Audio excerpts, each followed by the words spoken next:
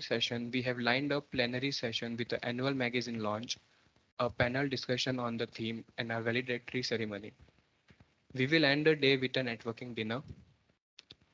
To begin with our inaugural ceremony, I would like to invite guest of honor Shri Karak Singh, Shri J.G. Chaturvedi, Shri Amit Kumar Desai, and Dr. R.K. Vij, Director School of Petroleum Technology on the dais for auspicious lamp lighting ceremony.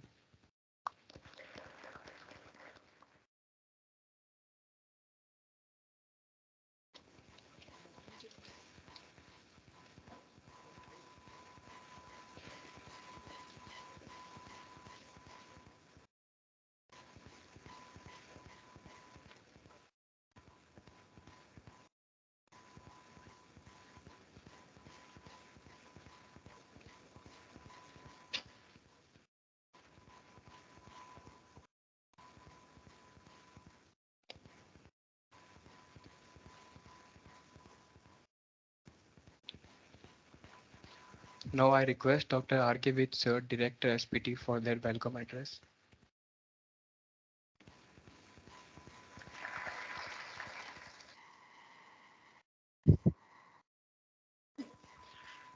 Good morning,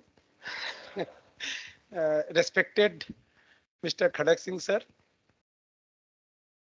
ex-ED ONGC Asset Manager, Mumbai High. Shri J.G. Chaturvedi sir, Basin Manager, Calcutta, Chief HRD ONGC, Asset Manager, Assam, Asset Manager, Ahmedabad Asset, and ex-ED. Shri Amit Desai ji, Group General Manager, Head of the High-Tech Drilling in ONGC. Mrs. Aarti Singh, other guests, our faculty, my dear students. Today, it's really a great moment for all of us that today we are celebrating the first anniversary of IADC, International Association of Drilling Contractor, a very important body in the oil and gas sector. IADC is, in PDEU is the second chapter in India next to MIT Pune. IADC is a worldwide body and they are helping in disseminating the knowledge in drilling discipline across the globe. It is equipped with very good resources and helping professional students, faculty and industry people for getting the knowledge, up-to-date knowledge in the area of drilling technology, which is a most important part of the E&P sector. As you might be knowing that when E&P companies spending money like ONGC is spending 30,000 crore this year, so 15,000 crore goes to drilling only. So that is the magnitude of drilling and that is the importance of drilling in a oil industry. So we are really happy and thankful to our guest, Mr. Kharak Singh sir, who out of his busy schedule could make it possible to come to PDEU first time in Ahmedabad, and Mr. J.G. Chaturvedi, who have earlier also visited PDEU on various occasions in various positions, and again today he is here. We are also thankful to Mr. Amit Desai, who could make it possible out of his busy schedule from Bombay to share a very important topic with you, that is the UBD, underbalanced drilling, which is a need of the hour in a matured field where subhydrostatic pressure is there. I'm also thankful to Mrs. Aarti Singh for sparing the time. She has come from Baroda and she will be sharing with us the status of the drilling in Gujarat. As you might be knowing, we are drilling more than 250 wells in Gujarat and again spending huge money. So she will give you the knowledge that how many wells we are drilling, how we are going and how we are going ahead, what are our plans of our ONGC and other companies in India. So on my behalf, on behalf of PDU and behalf of IADC, I welcome all of you on this particular session. And I think during the first half, that is up to lunch, we will be having various lectures and we will get the knowledge, first-hand knowledge from our industry professional as well as from academician. And in second half, because IADC, because this is the first year, we will be listening to the chairman IADC from Houston also. I think at 4:15. Around 4:15, Chairman IADC will address us from Houston at around 4:15, as I have received a message from him. So we at PDU again thankful to all of you. And as I think my this comparer will give you the details of our guest, Mr. Karak Singh.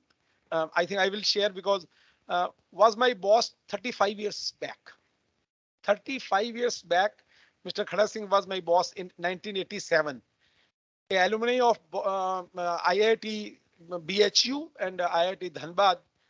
Mr. Karak Singh is a geophysics, gold medalist in geophysics and served in various capacities in ONGC.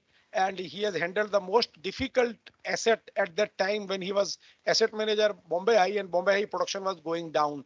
So he was the leader at the time when we have rejuvenated the Bombay High back to track. That is the one aspect. Otherwise, he has contributed a lot in various spheres. Mr. J.G. Chaturvedi, a renowned geologist by profession, but he has handled various. He is the rare professional who was basin manager, heading a basin for exploration, and asset manager, and that too asset manager of not a small asset. Two important asset of ONGC, Assam asset, which is the biggest asset, and Ahmedabad asset. So Mr. Chaturvedi has a distinction of being a basin manager, a asset manager, and chief HRD, human resource development. So during his time, again, ONGC have taken a various initiative, and then ONGC was benefited a lot. So we are really grateful to both the professionals of India repute, and they have contributed a great, and even now they are disseminating the knowledge in various ways. Mr. Amit Desai, as I know that we have again worked together, and Mr. Amit Desai have a distinction of drilling the first UBD, under balance drilling. I think those who are from drilling discipline will understand what is the importance of under balance drilling, and induction of technology in India first time. So he has a distinction of inducting the technology in one of the field in Western offshore Hira, and where we have been benefited, and we have produced a huge amount of oil from subhydrostatic pressure. So, and Mrs. Aarti Singh, I am not much aware, but I think she's a drilling professional. Again, a lady in a drilling professional is a rare thing. In good olden days, we were thinking that ladies will not be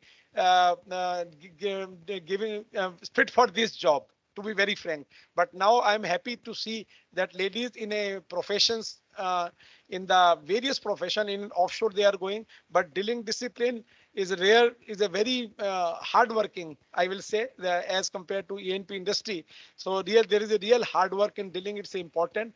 So I must appreciate her concern and thank her for sparing the time for the students of PDEU. So thank you very much, and welcome to this session. Thank you.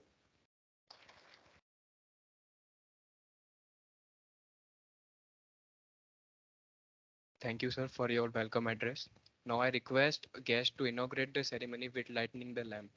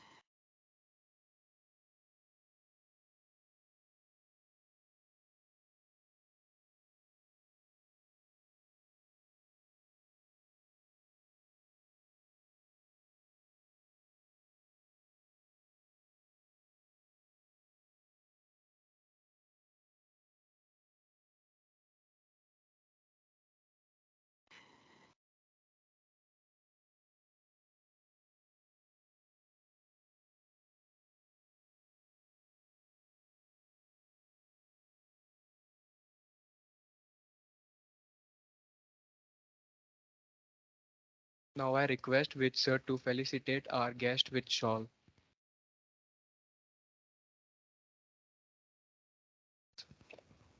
Shri Karak Singh, the first asset manager of India in ONGC.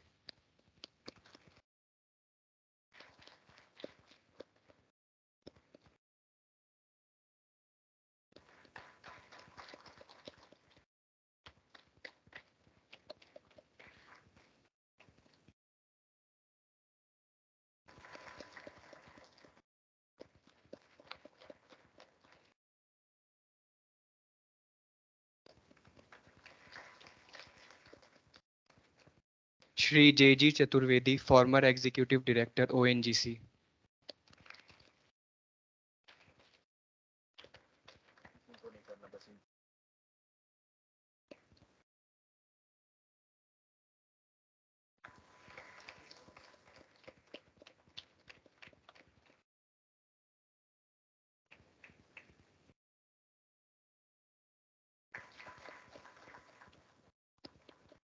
Shri Amit Kumar Desai, head high-tech drilling ONGC.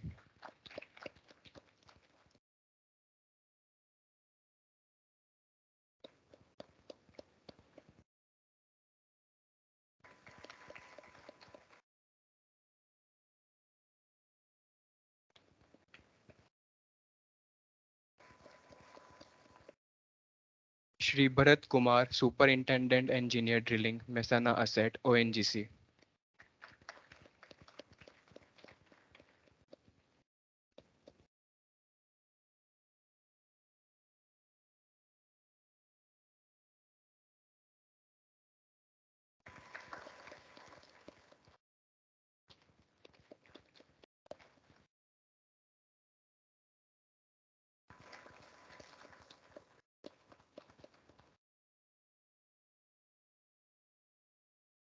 Srimati Aarti Singh, executive engineer drilling ONGC.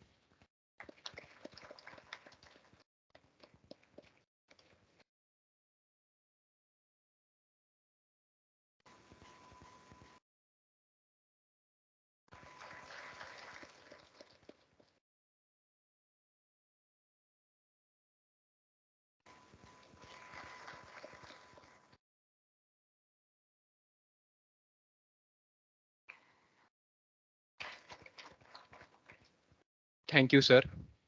I now request all our guests to take their respective seats in the audience. We will be proceeding with our technical sessions. And I request our IT team to play the PDEU video.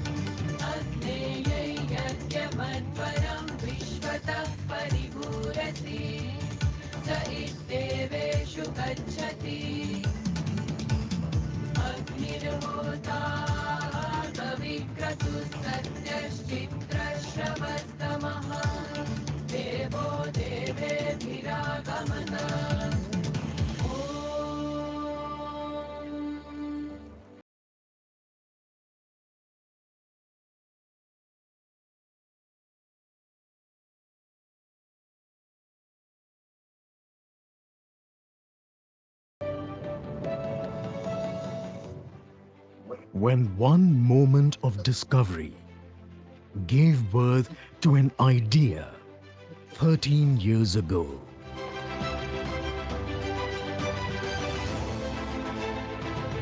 Pandit Deendayal Petroleum University is an emerging Industry 4.0 campus. Along with 4 schools, we have 8 centers of excellence which imparts excellence in hands-on training, experiential learning, and in innovation and entrepreneurship. Dreams were fueled.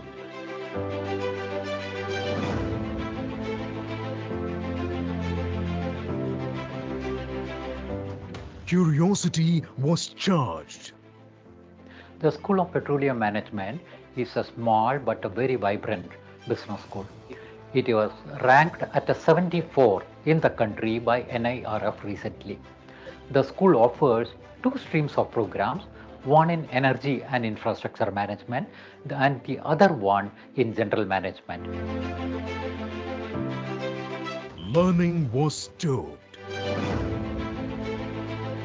The School of Petroleum Technology developing the energy soldiers for the country. They will look after the energy security of the country for coming decades. With our international collaboration and industry connect, we facilitate opening the pathways for enriching careers in oil and gas industry.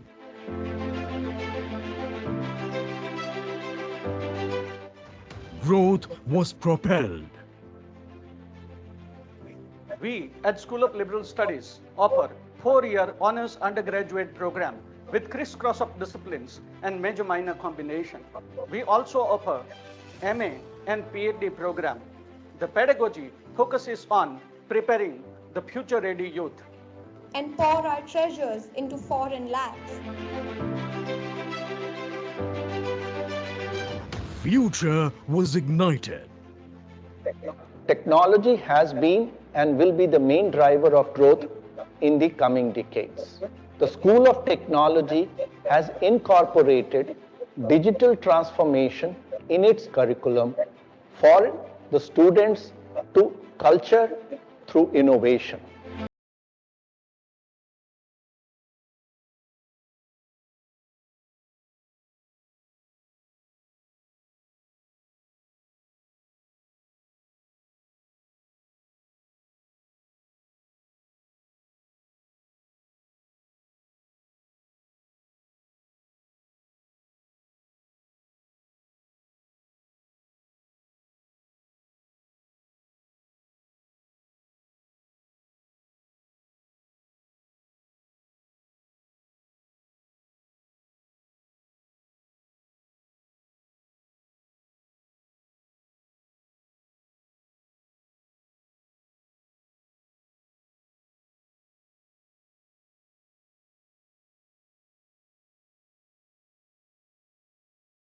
We at Germany and PDP discovered our passion for energy. Energy that paved the way for a remarkable journey of excellence. Excellence that precipitated a perceptive journey of exploration. Exploration that powered national talent to embrace international knowledge. Knowledge that enlivened global platform. Knowledge that walked out of textbook into the industry. And on to the crossroad, over 13 years journey. Today, it is time to reaffirm our vision and ruminate to pursue that vision.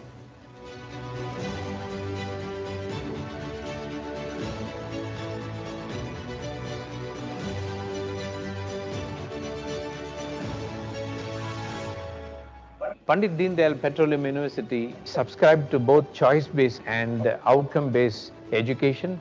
So the entire life cycle of the student is mapped for their academic progression. With many other leading industry partners, we have set up centers of excellence which empowers our students for the industry demands. PDPU has greatly benefited out of the Government of Gujarat initiatives through Study in Gujarat and Study in India programs. which has resulted in bringing more than 300 full-time international students from 40 countries. This has brought a great deal of diversity and global vibrancy into PDPU. We strongly believe that adversity is the platform for innovation, and the current phase of pandemic could not dampen the academic and research vibrancy of PDPU. We have seamlessly executed online teaching, learning and evaluation, employing the state-of-the-art digital facilities to take the classroom to the community. For me, being at PDPU is a matter of great pride, as I have seen this institution from its birth and seen its growth and its path to being one of the best private universities in our country.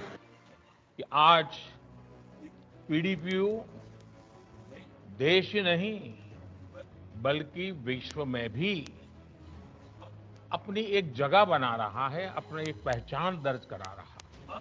और मुझे ये देखकर बहुत गर्व होता है कि university अपने समय से बहुत आगे चल रही है। बीते 1.5 दशक में पीडीपीयू ने पेट्रोलियम सेक्टर के साथ साथ पूरे एनर्जी स्पेक्ट्रम और अन्य क्षेत्रों में भी अपना विस्तार किया है। लेकिन अब जिस प्रकार से देश और दुनिया की रिक्वायरमेंट है, जिस प्रकार से इस यूनिवर्सिटी ने अपना रूप लिया है, मैं गुजरात सरकार से आग्रह करूंगा कि कानून में अगर आवश्यक हो तो परिवर्तन करके इसको सिर्फ पेट्रोलियम यूनिवर्सिटी के बजाय अच्छा होगा अब इसको हम एक एनर्जी यूनिवर्सिटी के रूप में कन्वर्ट करें, क्योंकि उसका रूप दायरा बहुत विस्तार होने वाला है। और आप लोगों ने इतने कम समय में जो कमाया है, जो देश को दिया है, शायद एनर्जी यूनिवर्सिटी इसका विस्तार बहुत बड़ा लाभकर्ता देश को होगा।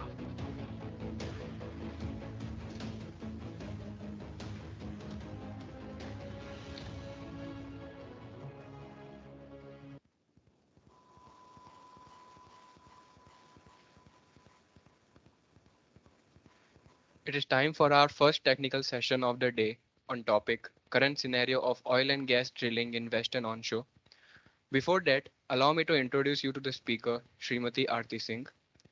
She is a graduate in mechanical engineering. She was among the first 5 women drilling engineers recruited by ONGC in 2013.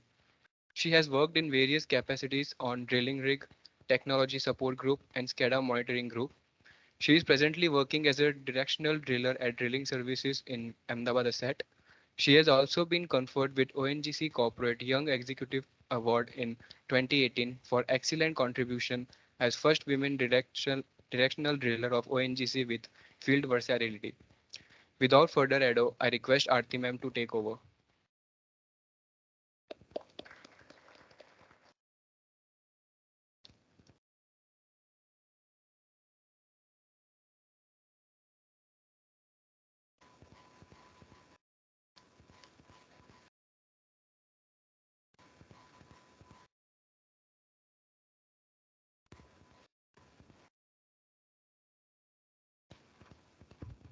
Respected dignitaries, esteemed guests of today's gathering, dear students, a very good morning to all of you. I am Aarti Singh, Executive Engineer Drilling. I joined ONGC in 2013 and presently I am working as a directional driller at Ahmedabad Asset.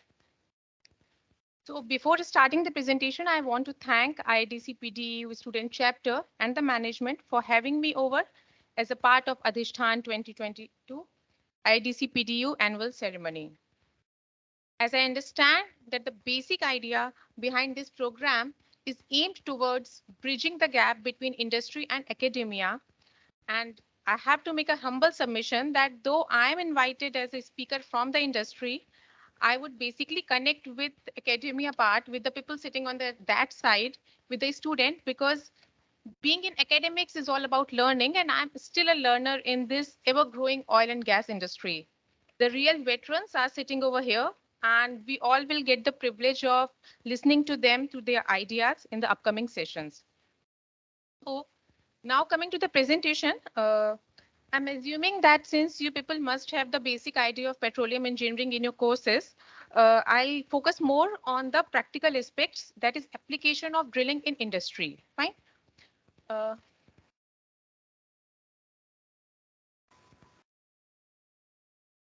First, we'll have a look of what we'll be covering in the session. That is starting from life cycle of well. I'll just give you a brief idea of that. Then presence of ONGC in the western sector in terms of its drilling activities. About Ahmedabad asset, I'll give you a brief idea. What are the resources in Ahmedabad asset? What are the new additions? Then drilling optimization, that is the need of the hour. Directional drilling, since I'm a directional driller, I really have to touch this part. And exploring the unexplored, that is what new we are doing in the exploration side, what new we are actually drilling. Fine. Okay. Life cycle of well. See, producing oil and gas is a very complex, very capital intensive, labor intensive thing. You know, drilling a well is like setting up an industry in itself. So because it involves lot many tasks. Now, what are the tasks involved? First of all is choice of development, exploratory location. You all might be knowing that when the reservoirs are approved, then development wells are drilled to take out the production. And in exploratory wells, when we are not sure whether oil and gas is present there in the prospective reservoir, then exploratory wells are drilled. So first it is decided, then the subsurface location is released. After the subsurface location is released, we find out the nearest location on the land from where we can drill the well.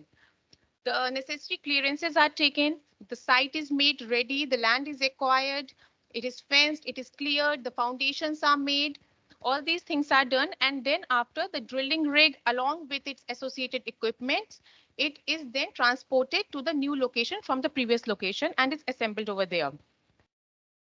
I'll not go into much details. The drilling is done, casing and cementing is done, and the well is handed over to the production discipline for taking the production of oil and gas. Fine. After that, this is done. These are the departments that are responsible for the activities like geology, geophysics, reservoir. They take care of releasing the location. Are responsible for the drilling part. WCT, WSS, well stimulation services, workover services, they are responsible for monetization, that is taking the production. Then SST team, reservoir team, that is maintenance of well. That is the life of a well is basically around 20, 30 years. And in very huge reservoir, we can get the sustained production for 50 years also. So the wells are maintained by these. And after the whole production is taken, the well is abandoned. That is the well is completely plugged and the efforts are taken to make the site as it was before the operations were started. That is abandonment of well. Okay, now we'll have a look of presence of ONGC in terms of its drilling activities in this state. Ankleshwar, Ahmedabad, Mehsana, Camber. These are the four regions in Gujarat basically where the drilling activities are taking place. And if I include the western region, then in Rajasthan, Jodhpur, we are also doing drilling operations. In Vadodara and Surat, we have our offices basically for other operations that is not related to drilling. Okay, now coming to the drilling rig count, the number of rigs that are in there in these assets.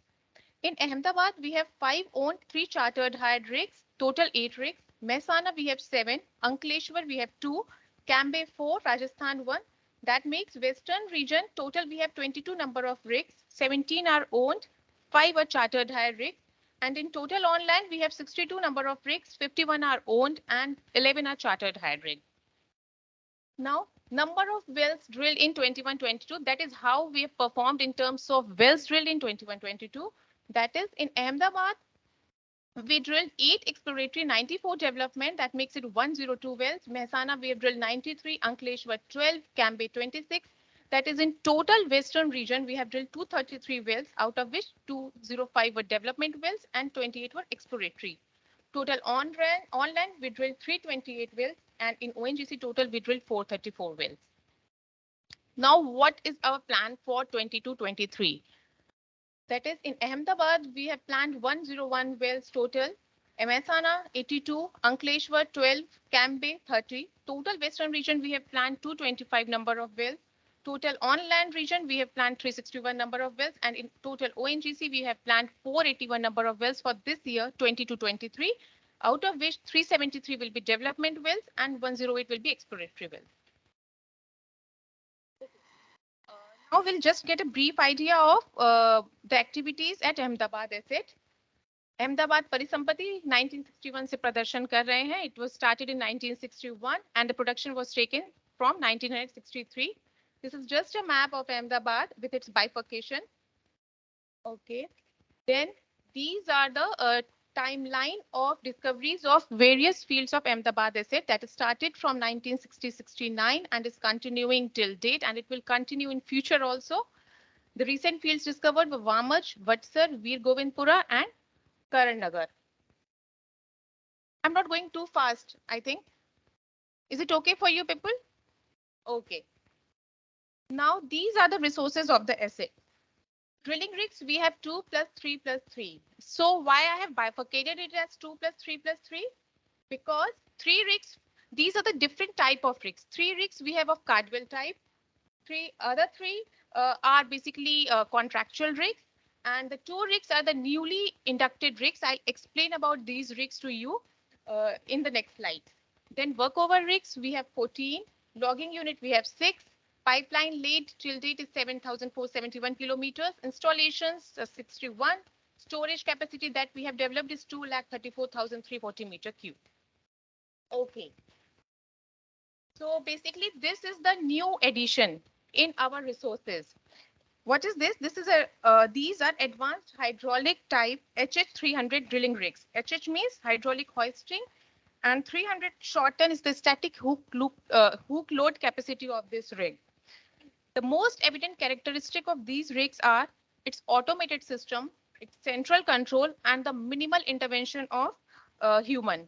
These rigs got they got commissioned in last year only. 2 of these rigs are here. These are designed to achieve very high level of safety. They integrate various hydraulic components in a drilling process that is largely automated, and it has all the drilling functions that are centrally controlled from a comfortable and air-conditioned driller's cabin. Now, this semicircular array, I'll not explain like in detail, but I'll tell you the main parts. Like this semicircular array is a pipe racking system. It consists of number of bins where the pipes are basically racked. In normal rigs, we have these stands where the pipes are kept. In this, we have this semicircular array where the pipe bins are located and pipes are stacked. You can see here also. And with the help of a device, with the help of an equipment called pipe handler equipment, the pipes are taken from the bins, and from there they are transported to mouse hole and vice versa. And it is done in electronically preset order. Other than this, we have hydraulic telescopic mast also that is integrated with hydraulic trough drive system. And up to 70% gas substitution is also allowed in this rig. That results in reduction of fuel cost, as well as the system is, automatically, it is designed as such that it automatically adjusts to the changes in the fuel quality. So these are the basic points. And this is another figure, another picture of the rig. Now, what are the advantages of the rig? It reduces the footprint. See, the size of the rig is really compact in terms of the conventional rigs. And the operations can be controlled centrally from this driller's cabin. That means that minimum intervention human intervention is required. And these rigs are also designed to avoid any oil spill from the drill floor, from generator sets and other equipments also. So high level of automation, fast moving and rig up, enhancement of safety, reduced personnel requirement, reduced bottom hole complications because we have top drive system here, and since the operations are fast, so the well exposure time is less, and that is why we have reduced bottom hole complications, minimal noise and minimal waste production. So we are really very excited about the addition of these 2 rigs in our asset. Now coming to the next topic, that is drilling optimization. This is the need of the hour. What is drilling optimization?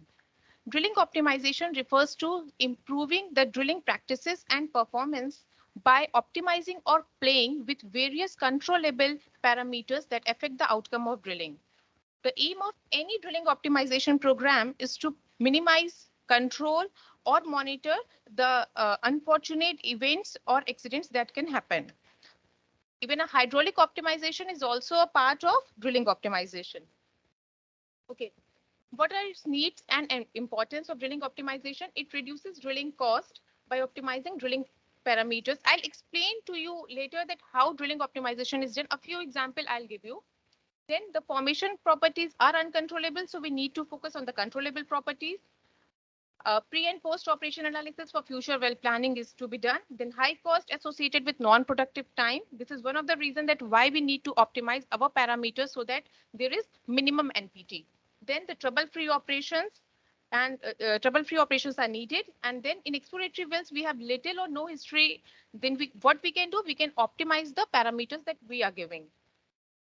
See, as the theme is role of digitalization in making the oil and gas industry sustainable, I'll give you a small example that how this small step in digitalization has helped us in optimizing our drilling parameters and has impacted our performance. This small step is the creation of RTOC Center at Ahmedabad asset. RTOC Center is real-time operation monitoring system where the real-time data is transmitted from rigs to base office, and the data so obtained is monitored and corrective action is taken in case of any issues. These data, the data of the rigs, it is displayed on our monitors. And how it is done? Okay, we'll have a look. Firstly, the real-time access to data facilitates prompt and unambiguous decision making. I'll explain to you how. The real-time data monitoring facility has been created using existing RigSense 3.2 system. We have a RigSense system that is installed at the rigs for data communication within the rig. Now, what we have taken, we have taken a remote access to that RigSense 3.2 system, and now we can access the system from the base office only, and it has the capabilities of creating or closing a well, customizing trend views, historical well-wise data, printing trends, setting alarm limits for minimum or maximum value, etc. And here the most important thing that I want to mention is that this setup has been developed with in-house resources only without incurring any additional cost in the form of external software and associated licenses. See, this is how the whole thing operates, that with the help of offset well data, the present well is planned, and then the critical parameters are observed with the help of RTOC system. Any issues are discussed, analyzed, the concerned person is intimated, necessary actions are taken, and then drilling parameters finally get optimized. This is basically an example of a well. The well is under tripping operation, followed by circulation and conditioning. This is how one of the ways by which we get the details of well in our base office.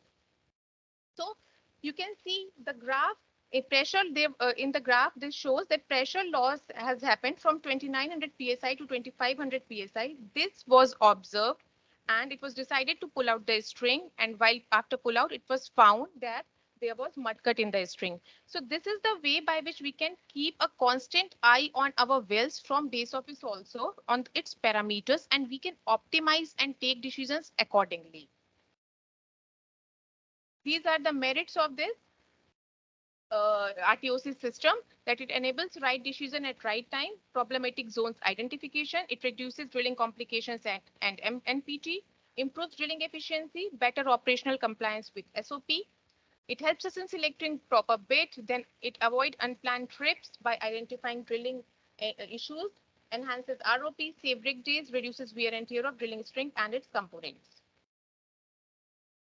Now, I'll touch this part, directional drilling, just to tell you that how directional drilling, number of directional wells have evolved over the years. You all must be knowing this, the basic concept behind directional drilling, that basically it is the idea of deflecting a well in a specified direction to reach a predetermined objective below the surface. These are the applications of directional drilling. You must have read this in your course. Okay. This is basically a schematic. I have just placed it here for you for a brief view. This is a well, L profile well.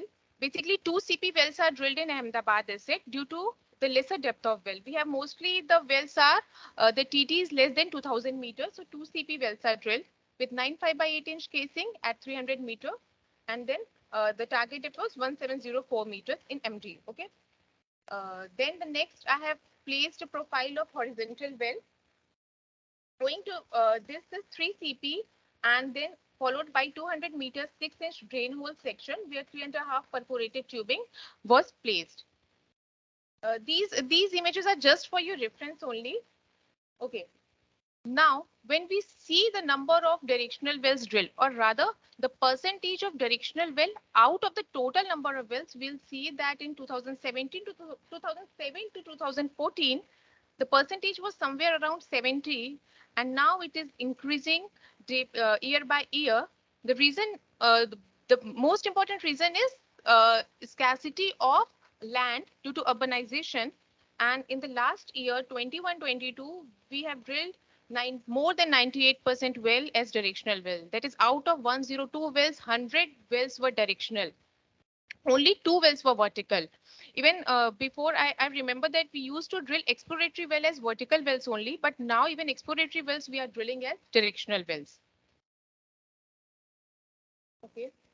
This figure shows the average well depth or average drift that is being drilled by the different rig and what is the maximum that we have drilled at Ahmedabad asset.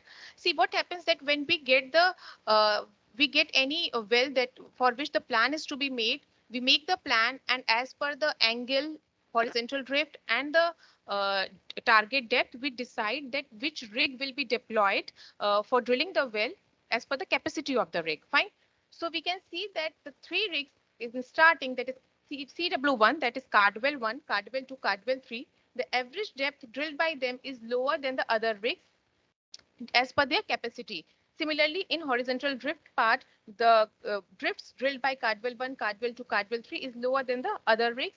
And what we have drilled maximum in the year, maximum depth drilled was 2,305 meters. Maximum horizontal drift at bottom was 1059 meters and maximum HD at zone is 954 meters. This is the maximum of Ahmedabad asset only.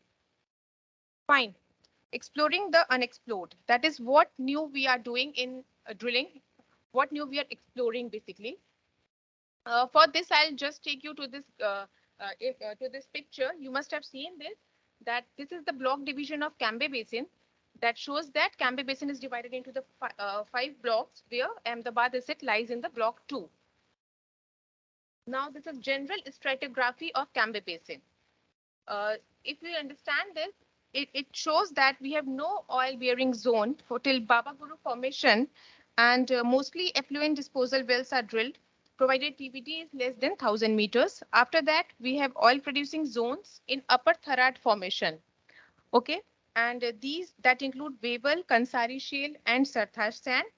The region mostly falls in the Kalol. You can see that it is written in the rightmost side. It is Kalol region. After that, we have producing zone in younger Camber Shale as well as in younger Camber Shale, and then older Camber Shale is the source rock.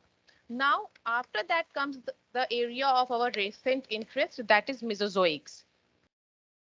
We have drilled 1 well in Mesozoic formation and other wells are also lined up for the drilling, and being the first well in such formation, drilling this was a challenge in itself. You know, from deciding which bits to be lowered, we have taken references of other wells that were drilled in similar type of formation, the BHA to be lowered. All these things were decided and not going much into the details, but the well was successfully completed without any major complication. So this is the recent interest, that is Mesozoic, that we are exploring these days. Now, well costing at Ahmedabad asset, as drilling services account for more than 55% of the capex of ONGC. The average cost per well, this is for Ahmedabad asset, it comes to around 5.4 crores and average cost per meter is around 30,000 rupees. This is only for Ahmedabad asset. For other assets, I'm sure it's gonna rise because Ahmedabad asset it has comparatively easier fields. The wells are easier, the formations are easier to drill. With this, I come to the end of the presentation. Thank you so much. Thank you. Thank you for a nice audience.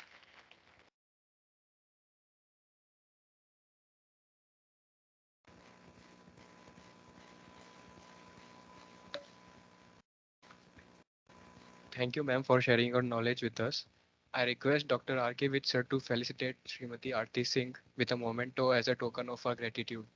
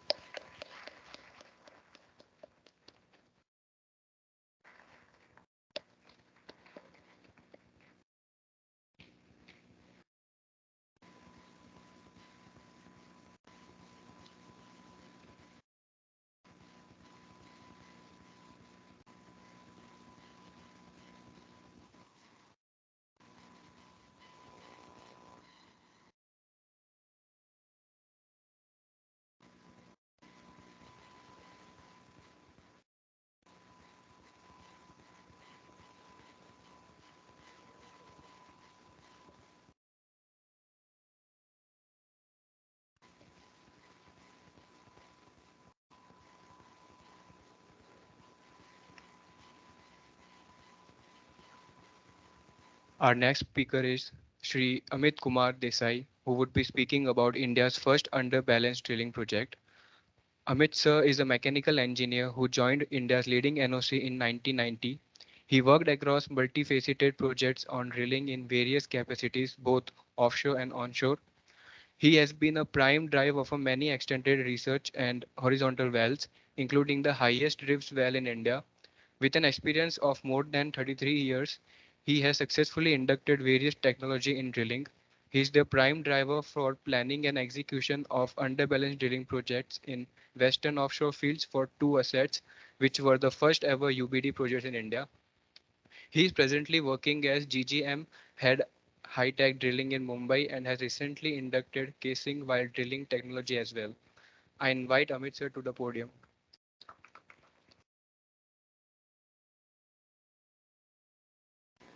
Good morning to all. Today's all dignitaries and my dear students. So there's a small presentation. Actually, this is a I have written PDPU, but I don't know about that PDEU. Now it has been started, so I'm very sorry for it. So just I will start because I have brought up as a drilling engineer in the field since last 33 years and worked in the various fields of the ONGC in the onshore and offshore at the various capacities. So a small presentations on the PDP, this underbalance drilling, which has been which I have implemented with the help of Vic sir. At that point of time, he was a SSM, and we have worked together, and challenging project has been completed. So just I will start. So just don't mind that I will keep on moving on the dais. Yes.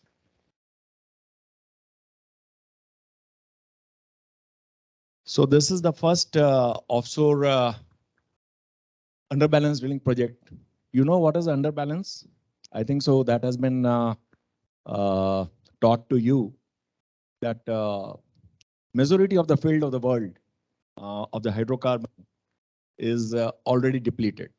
The reservoir is depleted, but we have not produced as much as required to be. And you know that very few reservoirs are there, which is a new reservoirs, which has a pressures. But still, we have to produce hydrocarbon from the depleted reservoir. So underbalance drilling is one of the method by virtue of which you are not damaging the well bore and producing the formation.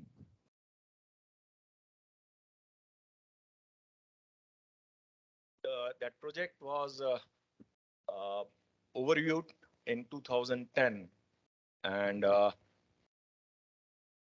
lot of drivers are there. So this is the main part of the my presentation. What drives the UBD, underbalance drilling? Then that project was envisaged, as I have already told, in 2010 and executed in 2016. A lot of engineering has been involved. And then based on the engineering, we have executed the project for the 6 wells in the Mumbai High offshore. And then what are the lessons learned in this? So, you know, that what are the main drilling methods? Generally, there is a pore pressure, there is a fracture pressure, and conventionally, we used to drill more with the more than pore pressures. If then conventionally we generally used to be, and it should be less than fracture pressure. So this is the way we are generally conventionally drilling. And there is a method called managed pressure drilling. If suppose that formation is not having a different hydrostatic pressures, we can use the MPD, that is a managed pressure drilling, if margin is there. But in case of the underbalance, we are drilling less than pore pressure to produce it, basically, to produce while drilling itself and not damaging the formation. So this is a small schematic that says that we are producing while drilling itself without damaging the formation. And generally, what is the UBD basically in industry says that when a hydrostatic head of drilling fluid is intentionally, it is a word, intentionally. If we are not intentionally, then it is lead to a blowout. Okay, so we don't want. So intentionally designed to be lower than the pressures of the formations, that is the pore pressure, being drilled, the operation is being considered as underbalance drilling. So intentionally plays an important role. Hydrostatic pressure may be a naturally less than the formation pressures, or it is to be induced. Then only we can able to produce the formation, as in the case of this. Just you see that where the beat is there, we are generally the horizontal wells generally used to drill in this. So the bit will be in the reservoir, and we are intentionally making this hydrostatic head intentionally less than the for pore pressure, and that will induce the formation to produced while drilling itself. So this is the main thing, that if you see that we are producing, as it has been told, that there is no as such filtration cake is formed. Generally what happened that when we are drilling the well, there is a cake is formed across the reservoir, and which will blocks the pores, which will hamper the porosity and permeability of the formation. So reservoir cannot able to produce as per the requirement. But in the case of underbalance, there is no as such filtrate cake is formed. So the bore is producing in natural way the pressures what we have. And this is the most advantage of the underbalance drilling. Second point is we can see the real time what the reservoir is producing. So whenever you are drilling the well, suppose that if you are getting the drilling overbalance or by virtue of loss controls, then what happened there? That we are damaging the formations, and we cannot able to say that you are placing the reservoir in which type of liquid is. That means while drilling itself, whether if you are placing 1,000 meter of drain hole and you find that after drilling 100 meters, well is started producing water, you cannot able to invasize that your well bore is in the water flooded reservoir. And once you will start activate the well will start producing 99% of water, because water will first produce, then the hydrocarbon. So this is the real time, superior real time reservoir management. That is the best advantage of UBD. But you cannot able to say that all wells we can able to drill with the underbalance drilling. Only selective wells we can able to drill. So now in the terms of project details, we have envisaged the 6 wells to be drilled in almost today it is 35 to 40 years old Mumbai High offshore. And we have taken the all project details on these 6 wells, out of which first 3 wells, that is in the phase 1, we have put it in the Hira field, HK platform, and another is Mumbai High North, that is of the L3A1 reservoir with the 3 wells over there. So I will just nomenclature A, B, C for the phase 1 and D, E, F for the phase 2.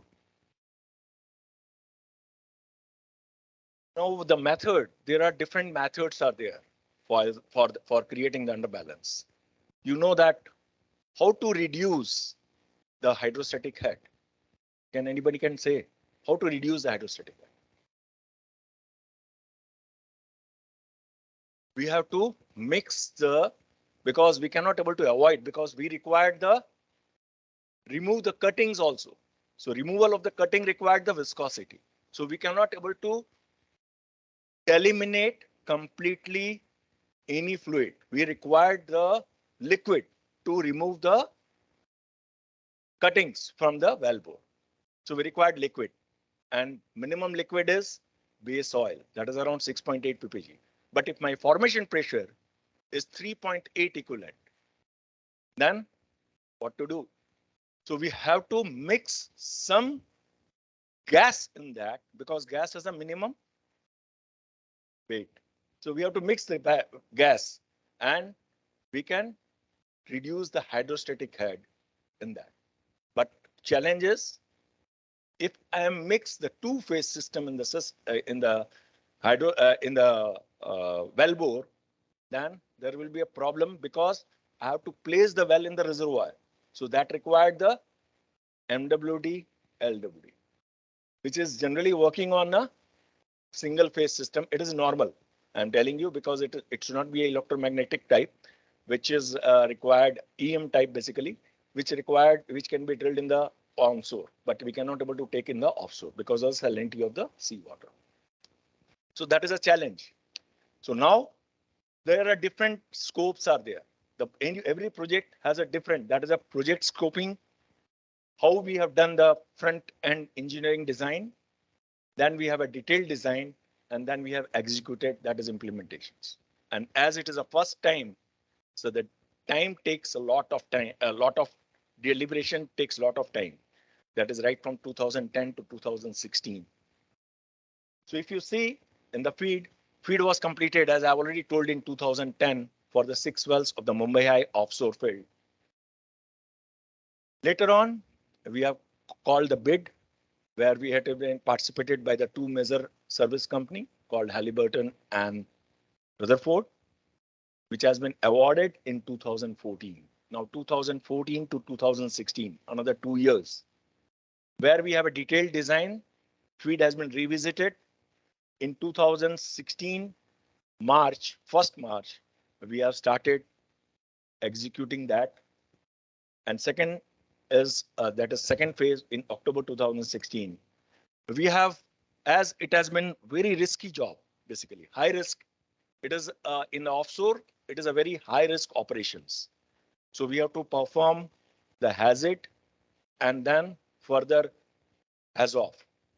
Hazard is nothing but hazard identification, and HAZOF is nothing but hazard operability. Then we have to mobilize, because if you see just in the next slides, few slides, I will show you that what are the equipments we are mobilized. And then we have to impart, because it is not a normal operation, as I have already told you, that it is a high risk operations at the site, and it is not a common feature. It is not a normal drilling. It is a different drilling where you are drilling with the production, because you know that we never want to have any production while drilling. So at that point of time, we generally suppress with the little bit overweight. So that's why here we require to producing while drilling. So that plays a lot of, because you have to handle the hydrocarbon in real time. You have to impart the special trainings to them. Then, as I have told you, that this is the first time in oil industry of India, OISD, who is the regulator to us, they also don't have any idea about the safety margin. So that was the first time we have hand to hand done this part and makes the regulations on the underbalance drilling. So we have completed that in March 2016. And then first phase was introduced in June 2016, and phase 2 has been completed in December 2016. That is 3 months on each project, each phase. Now result was obtained in March 2017. I will show you in the next slides. So this is the project designs. Now, if you go in the engineering, now that is a lot of engineering is involved, as it has been told that drilling engineering is a very tough part because every wells are different. Every wells are different because no two wellbore are behaving in the same manner as it was. So every wellbores are different. And here, if you see one by one, I will show you the in practically when we are executing how the wells are.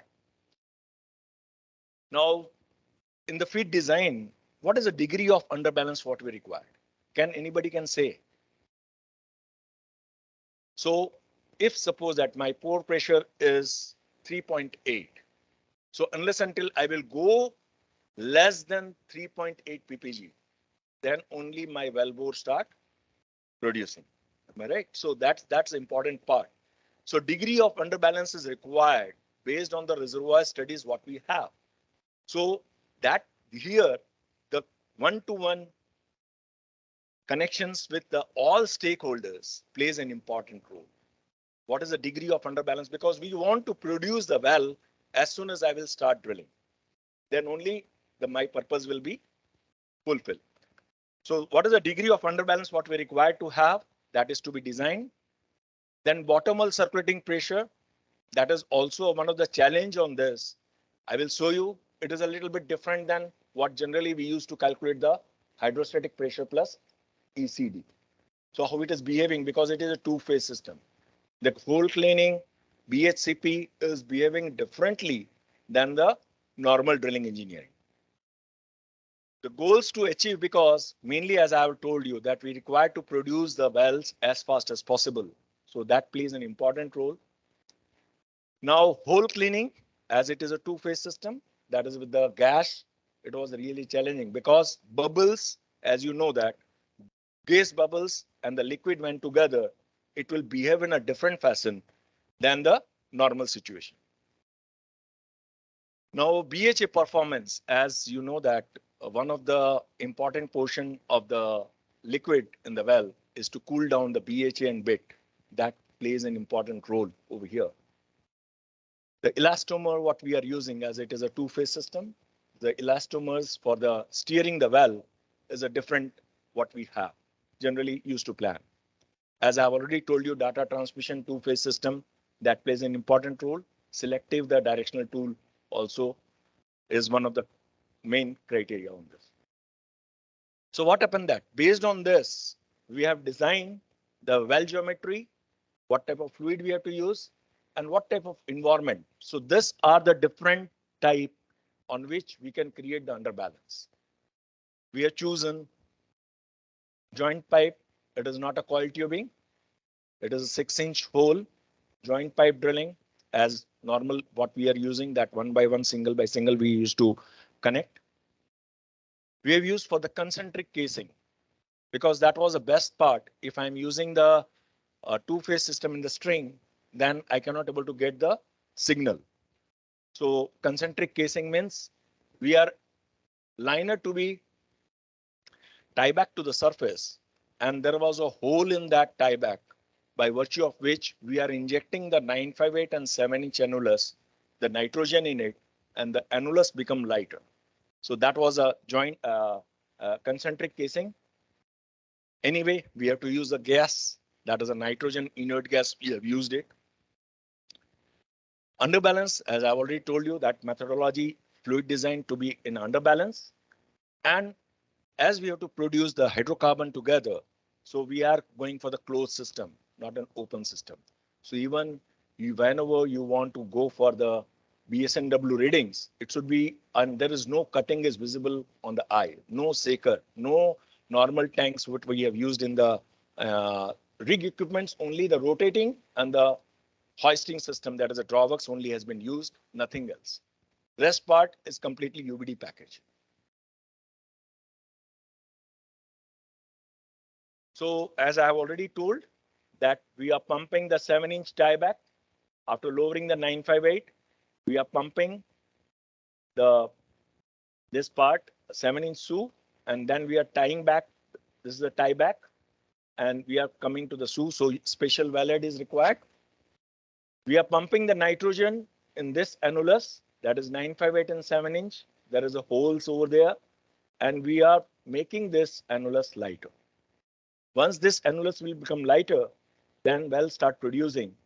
Though we are pumping the full because the ECD will count, and then this is the way that is a closed system has been designed. And this is a small schematic on this with the torque and drag analysis, how far we can able to drill. That is also there. Now, as I already told you that the bottom hole pressure is generally P hydrostatic plus P friction. What is that? EC of the annulus. But in the case of UBD, there is another part that is called P friction. So P hydrostatic plus P friction plus you are, as the system is closed, you are applying some back pressures. Okay, so automatically the back pressure will come. So that is a P surface. This part plays an important role. So you can able to, and then this is the nitrogen what you are going to apply to reduce the hydrostatic head. So it means that we can go to any numbers like 3.8 to 2.8 to 3. You can say, no, we cannot able to increase, because you can also say is that we can able to drill more length of the drain hole. As a SSM, generally a geologist required that I want to increase my PI. And how to increase the PI? Increase the area. Area means you have to increase the length. So if it is not in the UBD conditions, it is not necessarily that you are increasing the length and you can produce more. So that theory fails over here. Okay, so there is a P friction which works out. That is P friction, that as you increase the length, you have to pump more amount of nitrogen. But at one point of time, even if you keep on pumping the more nitrogen, it will not give you the reduce the hydrostatic head. So there the P friction counts. That plays a very important role, which is a normal, not scenario in drilling engineering. Okay. So here plays an important role, and then fluid properties, as I already told you, that we have to take out the cuttings from the well bore. We have to clean it. So here also plays an important role. In next slide, I will come back. Now this graph is a little bit different, which works on the two-phase system when we have started the drilling with the base oil.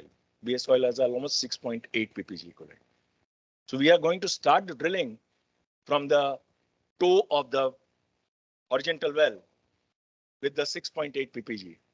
Start pumping the nitrogen in the annulus and reduce the hydrostatic head. As we approach the drilling, the hydrostatic head is reducing, and I want to produce as fast as possible. Now what happened that if you see over here, these are the different graphs.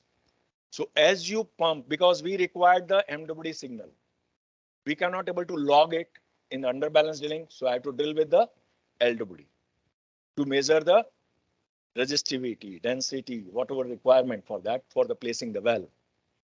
So I have to operate the LWD. I have to clean the hole. So for that, what are the things is required? We require to have a discharge. And if I'm increasing the discharge, ECD is increasing. So that is also a limitation to us.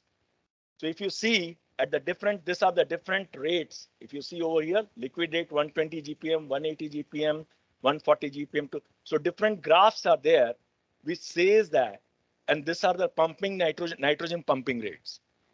And these are the two reservoir pressures. My target is this ppg, and this is the pore pressure, and this is the reservoir pressure, what I'm targeting.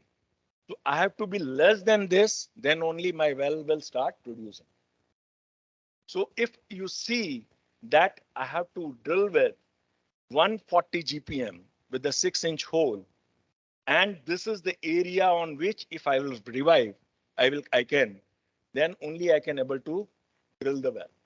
140 GPM is the minimum GPM to clean the 6-inch hole, and that too it is a horizontal. So I have to be within this area, then I can able to produce. So if you see, I have to pump around 1000 SCFM at 150 GPM and 140 GPM to make it target less than I can able to produce. So that plays an important role, because for every time I have to see if my well start producing, the situations make different, because I have producing with the gas, water and oil. That is when I'm placing a drilling in the reservoir. So the situation changes. And then again, this graph changes. So I have to monitor this graph in real time. As I've already told you, we have to see this graph also, that P friction plays a very important role in this engineering design. So I have to see that at what point of time my P friction works, where hydrostatic portion will dominate it. If as soon as I have a friction dominated area, it will come, I have to stop drilling there itself. So that also plays an important role. So that is another phenomena on which we have to learn.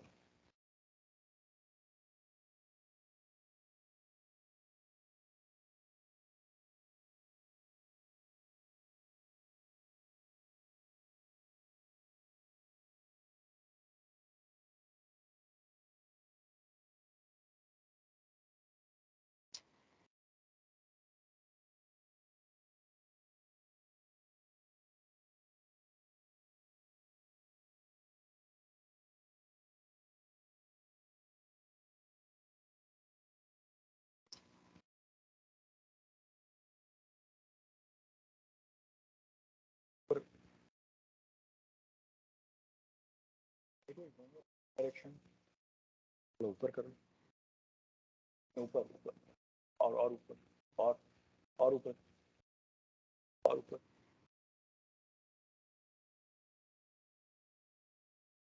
After this, just now here also a well control plays an important role. Generally, we have in normal scenario, we have a primary control and a secondary control. What is the primary control of the well if I am drilling it conventionally? Hydrostatic, and secondary is VOP. But here we are losing the primary control because there is no as such hydrostatic. Am I right?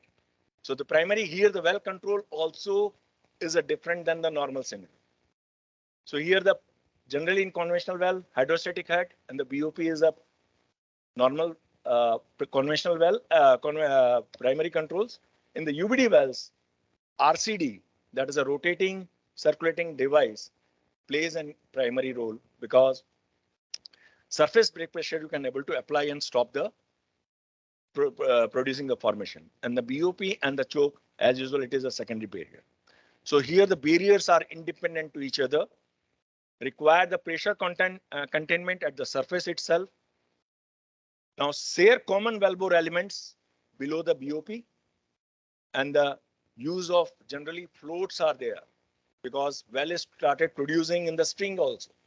So what happened, that different floats has been put up, around 3 to 4 floats has been put up in the, if one fails, others should work. So 3 floats, that is a string floats is placed in the, that is an NRV type of NRV we used to put in the drill string.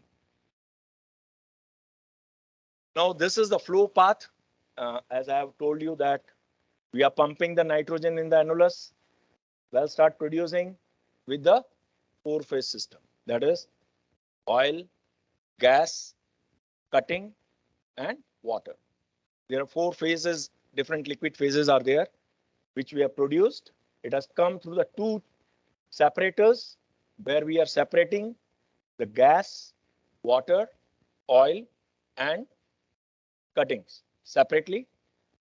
The cutting will go to the cutting skip and it will be discarded. That is a closed system. And then oil will come back to the system and the closed tank system.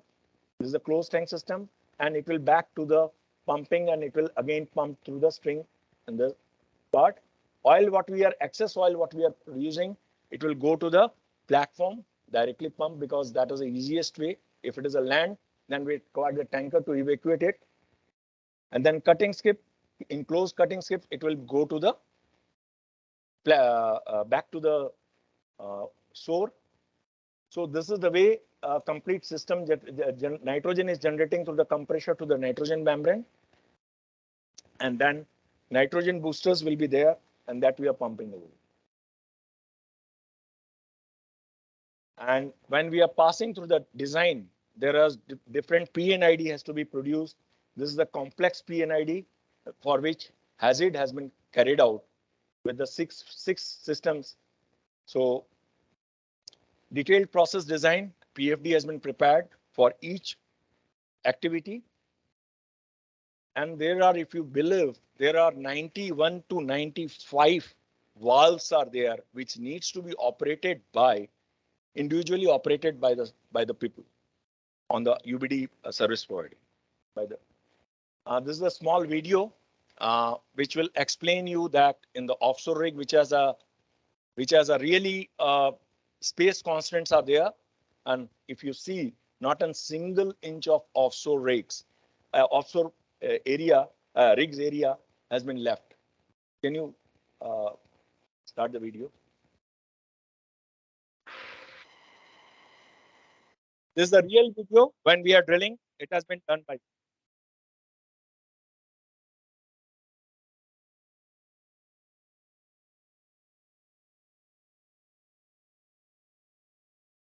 This is the enclosed cutting strip. Just you see that it's coming through the decanting centrifuge. These are the decanting centrifuge which separate the scatter. These are the two big red tanks, that is the separators, separates out. Then these are the air compressors which take the nitrogen, compressed air, and then take the nitrogen from the membrane nitrogen with 95% purity.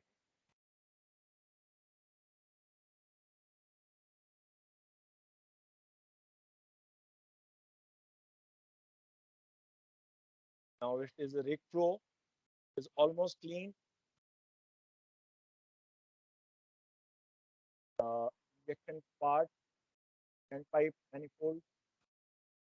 There is a safety valves are there, which will just close down everything. There are different valves at the 6 places across this. There are additional BOP. If you see, this is the RCD which is rotating, and we are drilling. This is the pollution control. The 19.1 meter of BOP stack, that is an additional BOP stack. Just you see with the help of scaffolding, which is moving from one location to other location. These are the different injection port. This is the UBD specific wellhead, which we have procured from the BHEL. This is the flange, back-off flange. This is the nitrogen injection port in the concentric casing. This is the well fluid export line, that is excess of fluid hydrocarbon we are pumping to the platform. There are n number of UBD sensors, which is controlled in the DAS lab. This is the master fluid valve. At any point of time, you can put it down. Just you see, this is a choke manifold. This is the underneath of cantilever. This is the export pumps, exports the well fluid, and this is a cutting sampler. We need the cutting. Just you see that person is collecting the sample. Everything is closed. You cannot able to see a single drop of oil outside. Just you see over here. This is the tank form, closed tank form, and this is the cementing unit, which is used as a mud pump from the drilling fluid. So almost to hook up this at the site, it took more than 20-25 days, because based on the PNID and amount of load what we have, it took almost 25 days of the rig time to hook it up at the site. Now come to the execution part. One by one, if you will see the well number 1, that is well A, called HK2H, when we have drilled. This is the scenario that 20 inch, 1338, 958, 7 inch lowered prior to the UBD phase. We have to drill this drain hole. It has been planned to drill almost 250 to 300 meters of the drain hole. And the first well was very challenging we cannot able to produce immediately after this part because that was a learning curve to us. Now, if you see that drain hole length, what we have drilled is 238 meter. Now, if in the flow test, when we are completed, it was producing 1683 VOPD. If you see the nearby wells, this is the oil. I'm not telling about the water or liquid. This is the oil which is producing. And that was, looks to be, weeks up batayenge because nearby wells it is producing hardly 200 to 300 barrels and 1600 barrels, almost five-fold what we are going to get through this. And if you see, if I'm plotting the measured depth versus the PPG, what we can able to, so initially, if you see that lot of challenges are there, this is the what we want to achieve. And we have tried a lot. We cannot able to achieve up to 2720, that is 100 meters. We have drilled with the base oil only. And then once we instigate, I will say again, once we instigate the borehole to produce, it start producing. And with the ECD of 3.8 equivalent, I can able to constant make the BHPV start constant at 3.8 and it is producing the oil and gas.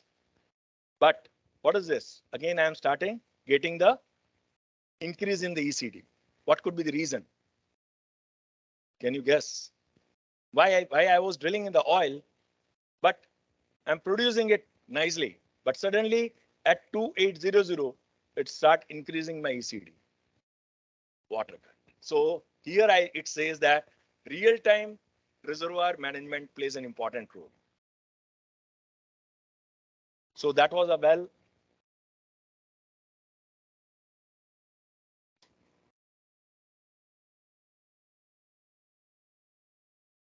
Why it is only one side it is moving?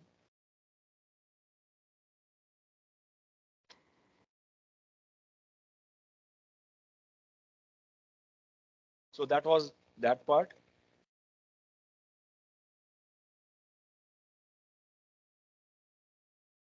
So that was a well. This is a well A.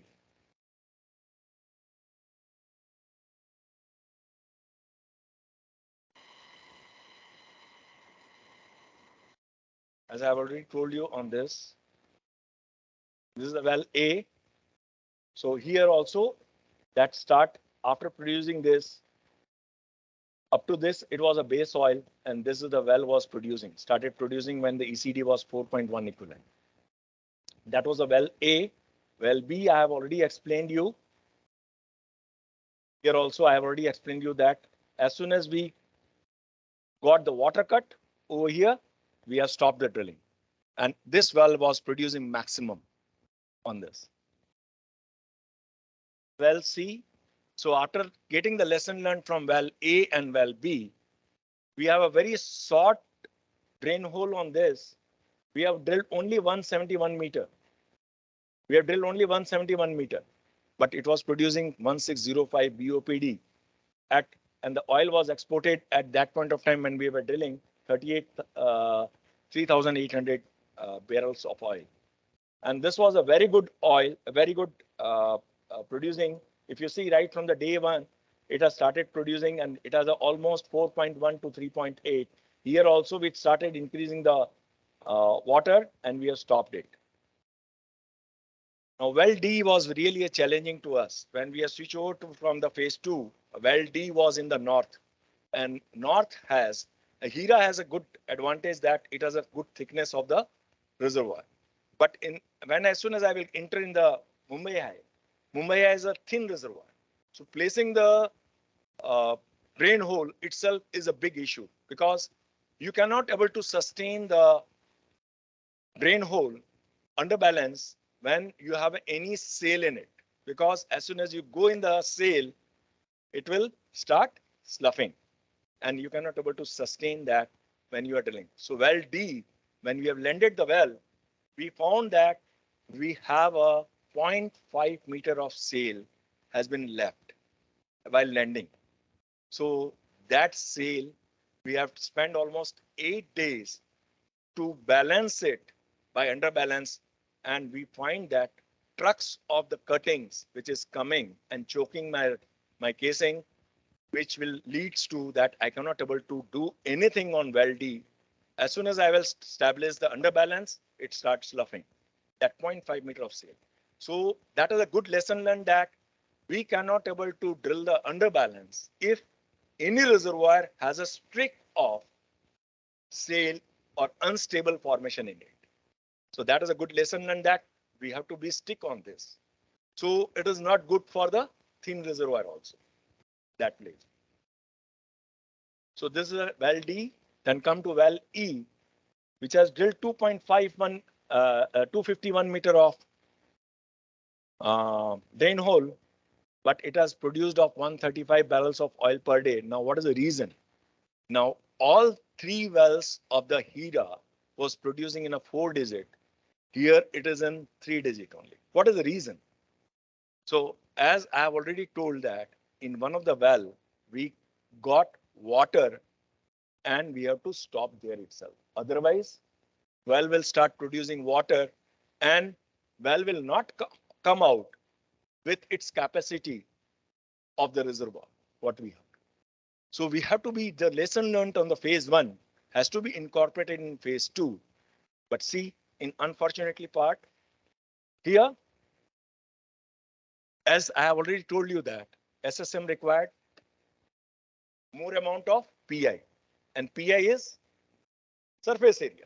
So you drill, keep on drilling. Sir, your well is producing water. No, keep on drilling because we can able to produce the water. Now, the advantage of the UBD was forfeited in well number E. How? Just you see that we can able to establish it. We can able to start producing from this depth only, but they required to drill. And as soon as we have encountered the water in it, we are told that, so please stop it over here. No, it was 115 meter. You drill more, we can get the more PI. So here, the lesson learned was not incorporated. And if you see the BSN W reading, what we have projected over here, we find that once the well started producing at 2102, we have to stop the wells there itself. Then only we can able to produce the water. And that is the main reason that we were stuck with the 3-digit at the well number E. Just you see in the well number 6, F, we have drilled 209 meter of drain hole. And here the well was producing almost 15 times, 1552 barrels of oil per day, which is really a nightmare in the, rather I can say not nightmare, it is opposite to it. It was a very good for the Mumbai High to produce a 1500 from A1 layer. That is pure oil. And the gas was also quite good, 378 SCFM. And here, if you see, this is the almost flat line we can able to produce. And as soon as we have encountered the, and one more thing, generally high resistivity reservoir is producing or not producing? Producing. And low resistivity reservoirs does not want to have. So the geophysicist says that it is a low resistivity reservoir, it will not produce. You drive down. I am also direction driller. So they are telling you dive down and catch the high resistivity. But if you see, we have a resistivity plot, we have a gamma plot on 360 degree, that is a 4-quadrant gamma. We have seen it, we have drilled it. Sir, it will not produce. But if you see, it has continuously produced. And as soon as, if you see the corner, this corner, as soon as we have encountered the water, we have stopped it. 2% it has stopped and it has produced 15 times directly. So that was about the drilling, which has a lot of lesson learned on this. Then completion also plays an important role, because once you have established, drilled in the underbalance, you have to complete the well also in underbalance. Then only it will take the advantage. Otherwise it will not, because otherwise your well bore will be again damaged. So you have to complete in underbalance condition itself. Your string will pull out, run in. So that's why we have another stack BOP stack, which is almost 19 meter above the stack of normal BOP of the rig. So that is almost very minutely designed with all stakeholders, where the completion also plays an important role. So special completion with the FIV packer of Halliburton has been completed, and well was producing quite good on this. Now, if you see the total summary on this, so different drain hole we have drilled right from 171 meter to 251 meter. But if you see in continuous productions, when we put the well on continuous production, and if you see the water cut what we have, as on date, the well was producing quite good. That is a 465, 105 and 1000 barrels on this. And it is still sustaining, which is really a good time for the reservoir people as well as the asset people. If my well production is sustained for a longer time, where we need to service the well after every year or every 2 years, the well is sustaining the same production throughout this part. So that plays an important role. So here the break even comes. If you see the cost of it, the break even comes in the 6 months time, because definitely UBD is a cost incentive, almost 3.1 million per well. So that if you see the break even by seeing the production, it was quite high. It is 6 months only, which was emphasized almost 12 months, but it has come to, by seeing the production on this, it has come on 6 months only. So hydrocarbon from the phase 1 was very consistent since 2016, almost 2.1 times of the normal when we are drilling the UB. This is a small phase 1 comparison as comparison to, because nearby wells was producing 247 BOPD, where they are producing at a rate of almost 394. If you see the water cut, it is in the UBD wells, it is ranging of 13 to 23% as on date. But if you see the nearby wells, which is producing almost 70% of water cut. Now, as I have already told you that rig up time is more, generally it was a learning curve in the phase 1. We have A wells almost 30 days to complete the well, 40 days to complete the well, B and C if you see. But in the case of the phase 2, it has been reduced. So we can able to complete the well. Plan versus actual in the phase 1, 83.93 days mein humko ek well karna tha. We have completed in 83.2 phase 1. And if you see in the phase 1, that 83.2 has been reduced to 61.1 days for UBD of 3 wells. And if you see the project days, it is 21.2 days comparison to the planned days. Now we have achieved the UBD objectives in this. As I already told you, drilling objective, we have to see safety plays an important role. So safety drilling, not a single incident is there. Drain hole without any affecting any incident, that there is no as such any incident and throwing of the weight cutting in the sea. Without any formation damage, as I've already told you, completion objective, I've already said that water zone has to be isolated, but we have not used that. Reservoir objective, almost what we have achieved it, I've already told you on this.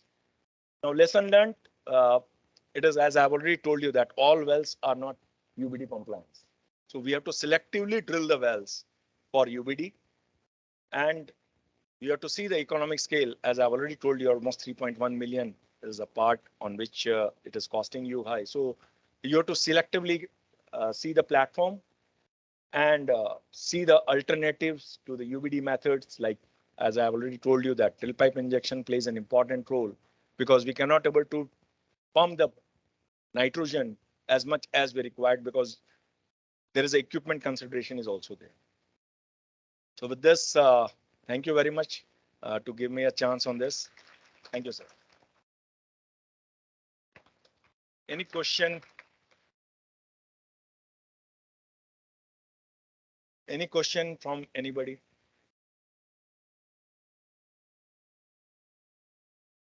Okay, thank you very much.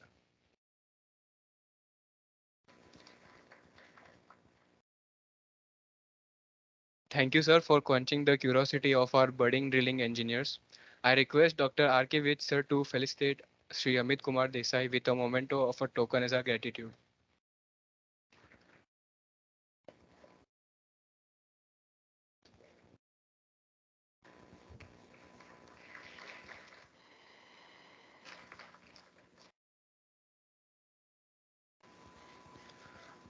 Our next speaker is Shri Bharat Kumar, Superintendent Engineer Drilling at ONGC Mehsana.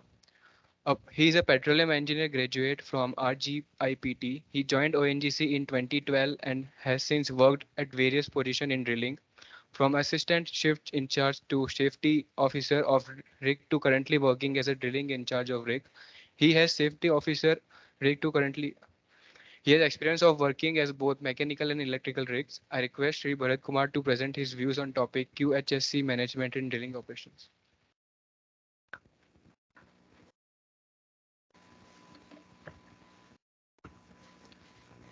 Thank you. Good morning to Reverend dignitaries, faculty, and students. First of all, let me take this opportunity to congratulate the team behind this organizing this wonderful event, especially the students. And I would like to congratulate Dr. Viz for supporting them wholeheartedly in organizing such a wonderful event.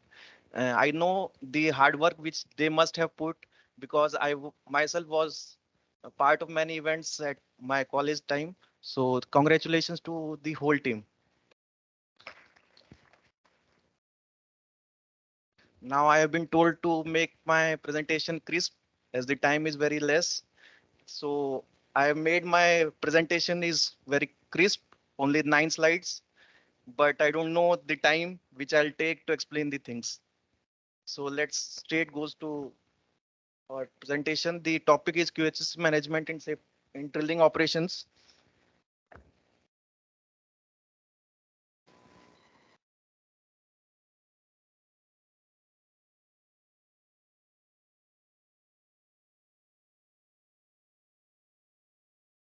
So let us first understand what is QHSE. QHSE is a organic, systematic, and structural dynamics management system which consists of implementing quality, health, uh, system and environmental management by organization or any process or procedure and resources and so on. Establishing a QHSE management provides an effective means of protecting employees' health and safety, as well as the environment, and doing it in a cost-effective manner. We will discuss the plan, do, check, act and check of QHSE management system as we go further in these slides.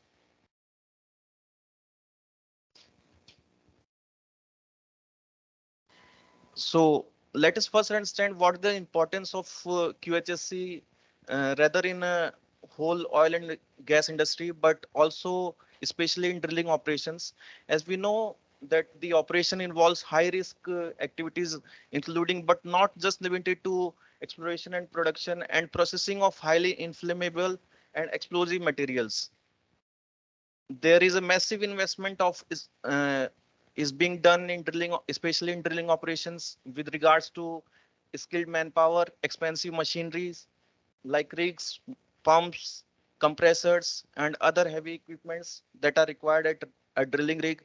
As far as ONGC is concerned, we are procuring around 27 plus 10 rigs, latest state of art technology, which Miss Aarti has also pointed out that has been commissioned at Mehsana at Ahmedabad.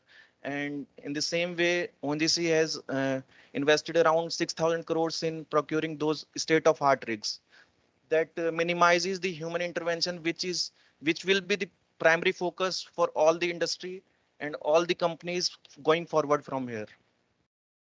The environment in which we do our wells are quite remote, harsh and challenging. The accidents consequences could be catastrophic in terms of casualties.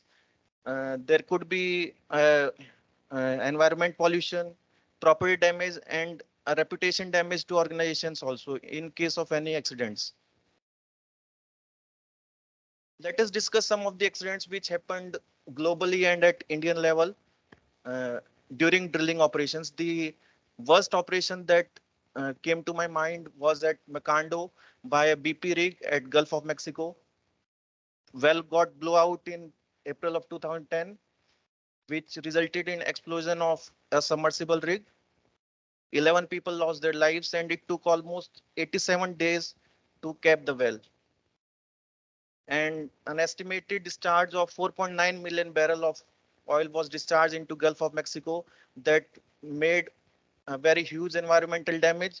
Loss of aquamarine life was done, and BP agreed to pay almost $18.7 billion for damaging the environment.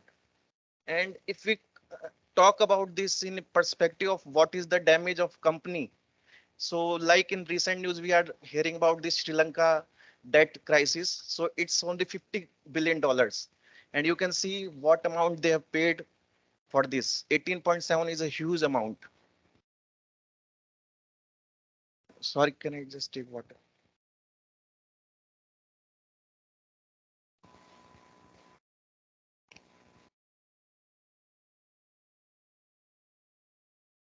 There is a movie on this incident which all students must watch, that is available on OTT by the name of Deepwater Horizon. So that would also give a good perspective about this incident. Some of the Indian drilling accidents. The first one was at 1995 in 1995 at an ONGC drilling rig at Andhra Pradesh, and luckily there was no loss of casualty, but whole rig got damaged, and there is a huge loss of biodiversity in the area. And it took almost 67 days to control the fire. In recent years, we all have heard about the Bagjan blowout, which happened at an OIL rig. And you can see in the picture, look at the damage which has been done at the environment. And in reports which are available online, it is being said that it will take almost at least 10 years to recover the biodiversity which has been lost. And fire was controlled after 172 days. Almost around five people lost in this accident. And there is also one documentary which all students must watch, Inside the Burning at Discovery Channel. It's a very informative documentary. All must watch it. Apart from blowout, there are many hazards which are there in drilling operations, like the machinery which are being used is very heavy. Fall and slip of person, hit by object. The environment is quite explosive. There may be chances of H2S present. The lifting operations which are being done at drill sites are very risky in hazard in itself. The species is very confined, as Mr. Amit sir has shown the species which was available at rig was very confined. Oil spillage is a very major hazard at drilling rig, and the stress and workload, I should say, not overload, workload, because the working hours are quite long, and as the investment is very heavy, though manpower may be in a good workload. So to mitigate all these things, every organization must have a QHSE management system by which they control risks, and they, especially ONGC, is committed to become a global energy leader and its commitment is for to minimize the risk of operational hazards and safety, and to by adopting a QHSE management system. For this, we have adopted, and all our rigs are accredited with these three certifications. That is Quality Management System ISO 9001:2015, Environmental Management System 14001:2015, and OSAS, or earlier it was OSAS, now it is ISO 45001 and 2018. We'll talk in detail about the quality management system. So this is basically all these three management systems have 10 clauses, which are the primary focus of this ISO 9001 is the is, or I should say, this is known as the quality management system. So the primary focus is that is to implement the customer requirements and to strive to exceed customer requirements. So for a drilling operations, the customer requirement, our customers are subsurface team. So they provide us with a GTO, they provide us with a subsurface location, and they provide us, like sir has said, that they want good PI, whatever they need, whatever the requirement is. So we try to provide them with the results. For that, we uh, require certain things. For that, we do a plan, plan, do, check, and act. In planning part, the major clauses are context of the organization. Second is leadership. Leadership is like the policies which the management is following, the commitments which it has for towards the quality products which they want to achieve.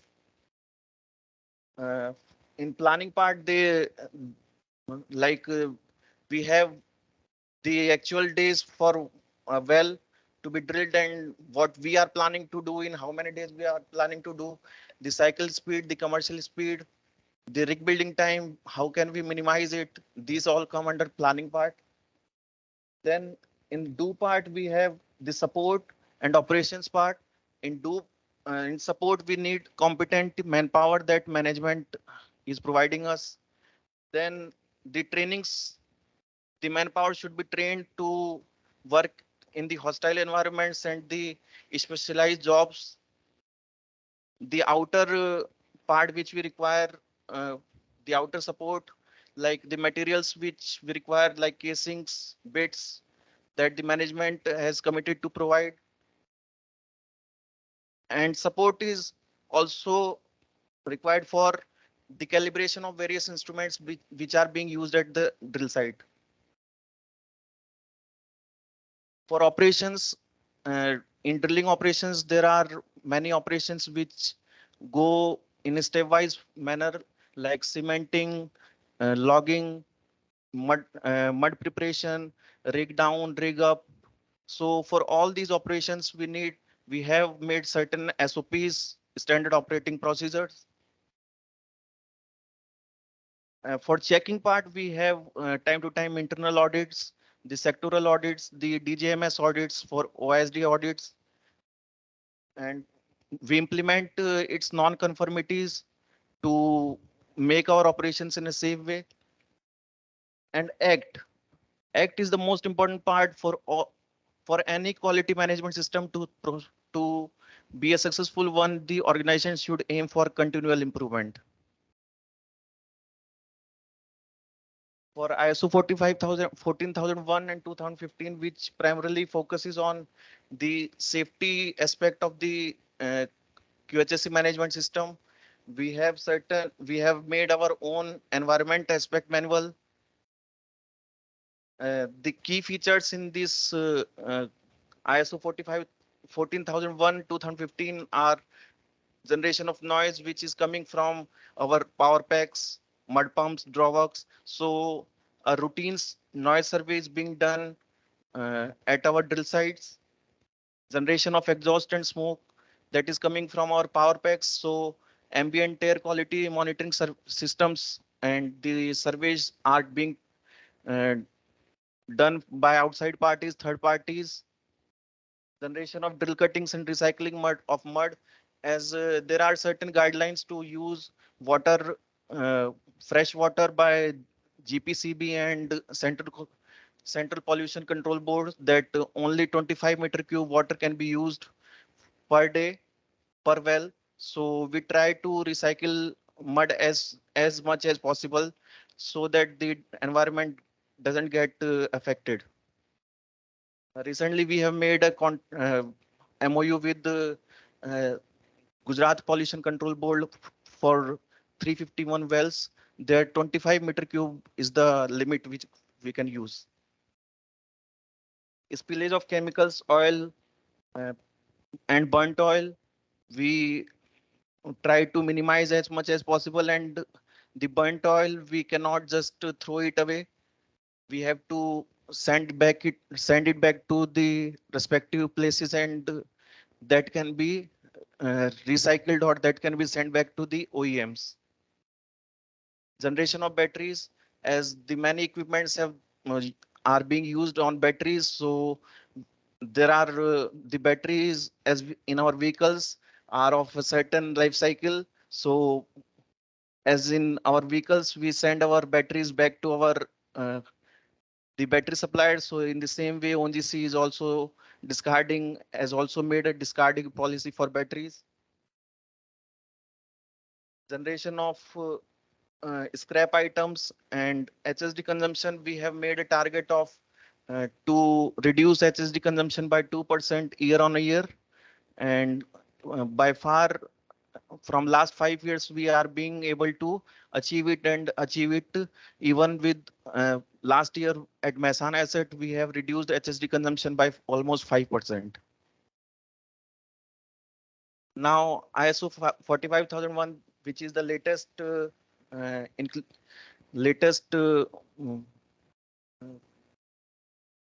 ISO certification that is primarily basically focuses on operational hazards and safety of the employees and the work manpower. So for that, we have adopted a method in which PPEs should be work specific. Suppose a person is doing a welding job, so he must have a special glasses, hand gloves. And suppose an electrical engineer is doing some work at a power control room, so the shoes must be of certain uh, degree which they need to put on. Work instructions and safe operating procedures are being implemented for all the operations. And at the start of any operations, for better coordination and safe implementation, uh, the crew are doing their toolbox meetings. Job safety analysis is being done prior to every operations. For emergency preparedness, we have our emergency response plan at sites. Also, we have disaster management plan at each asset level, and corporate disaster management plan at central level, which are in line with and made after the discussion of in with the NDRM. Training of employees is a very major part for this this operation hazard. So regular training is being conducted for employees, whether it be first aid, firefighting, and well control trainings for done by IWCF and IADC. Health and hygiene of employees, not only in drilling operation, ONGC is doing periodic medical test for all the employees for 45 years every 5 years, and after 45 years every 3 years. Work permits are being issued prior to any maintenance and fabrication jobs at our drill sites. And making it further, we are now moving towards e-work permit system. So that will reduce the paperless ONGC. Maintenance of fire equipments, all the equipments related to fire, because there's a fire hazard which is present at all the times. So the fire equipment systems and the fire trained persons are always available at our drill sites. Safety alerts from IADC and safety alerts from inter-ONGC, and at safety alerts which are available by IWCF also are being discussed among all the crew members. And each year, the safety themes of by ONGC uh, is being done by ONGC. So these are basically the various quality management system which ONGC has adopted, and we are working towards safe and safe operations, and we are committed to make zero accidents in future. Any questions?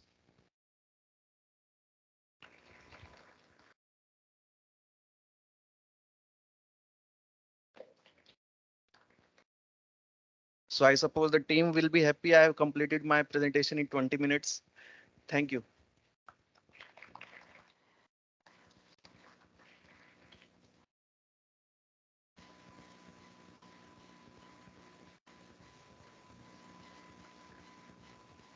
Thank you, sir, for your wonderful presentation. I request Dr. R.K. sir, to felicitate Shri Bharat Kumar with a memento as token of our gratitude.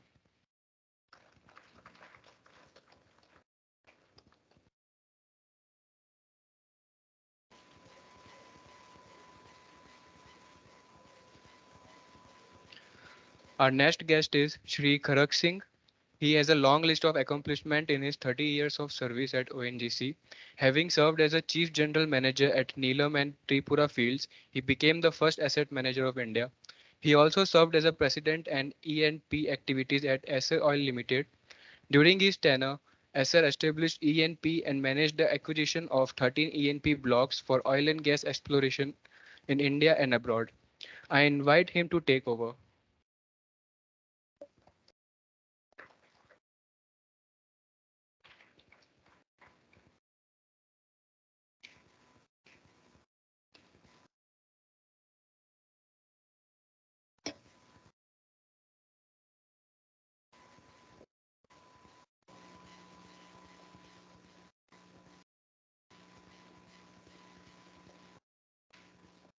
Before I start, I'll request all of you, please stand up. Because you are sitting for last 2.5 hours. So naturally, the inertia must have been developed sitting. So some external force is required to make you more active, right? So raise your hands, move towards right or left. Okay. Now you can sit down. Thank you very much for the cooperation.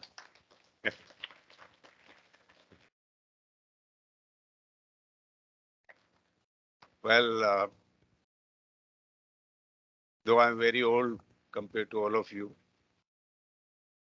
I won't be able to drag you towards the technology because I am much away from the latest technology development, what Mr. Amit Kumar, Desai, Bharat Kumar, and Mrs. Aarti Singh is not there. I have not seen. She must have gone out to just.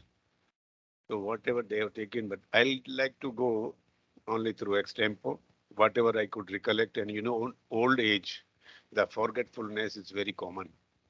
And that may happen to me also. And that is the reason that I have note down certain things in case I forget, at least I can immediately tap it. I'm very lucky to get the people who work with me like Dr. R.K. Jai Gopal Chaturvedi. Of course, I couldn't work with Mr. Bharat Kumar Desai, sorry, Bharat Kumar and Mr. Arun Desai. But really, I feel very much to be with you today. I'm very lucky. And I owe a lot to Mr. Arun Karale, who is the president of IADC India chapter, and your SPT IADC chapter, Mr. Virag Oshia. Can I request him to raise his hand? Oh, thank you for your support.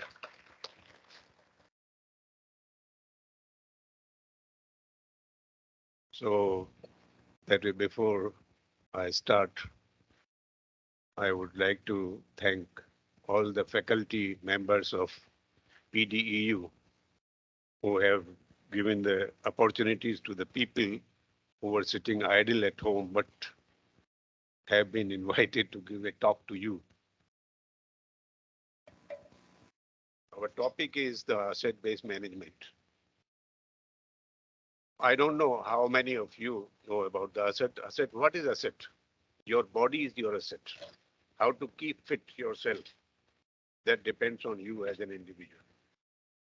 Whether your tummy is coming out, what kind of exercise you have to do, If you are having some loose motion, then what kind of treatment you have to go? Food habits and all that. Again, you are the asset to your family. How to raise the family status, how much you can contribute, how much you can expect from other members or the other sets in the family. So is the case now. You are the asset to the institution. On the other hand, institution is an asset to you, where you are studying, where you are learning. So it is both way. You have to bother for your institution, how much you can add value to that by coming through all the competitions and adding value to your institution. On the other hand, institutions have to bother you as an asset, how best institution can feed you to be independent, to be an exemplary in the later stage, once you are in service in any organization or in any faculty. Thereafter, I like to take you to the organization, because I have worked for more than 37 years in ONGC. Naturally, I like to take the examples of ONGC because I'm very much exposed to all those conditions, right from the data acquisition, processing, interpretation, integrated interpretation, then how to manage the data, how to go for the knowledge-based management, also how to look for the latest development in the technology, being the head of the Geopic Center, which was at that time first in Asia. Thereafter, I was shifted to the project head Tripura. That during that time, a lot of insurgency was there. And I have witnessed 3 ambushes wherein we lost more than 27 lives. Fortunately or unfortunately, ONGC lost 1. The rest of them were either on contract or from CISF. However, life is life, whether they are on contractual work or our own. But those things, those exposures have naturally tagged us a lot, have given us a lot of things to understand. Organization,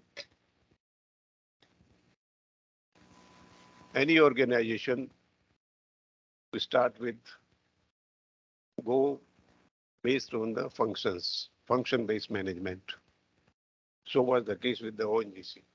But as time goes on, there is a change. Change is permanent, as every one of us knows.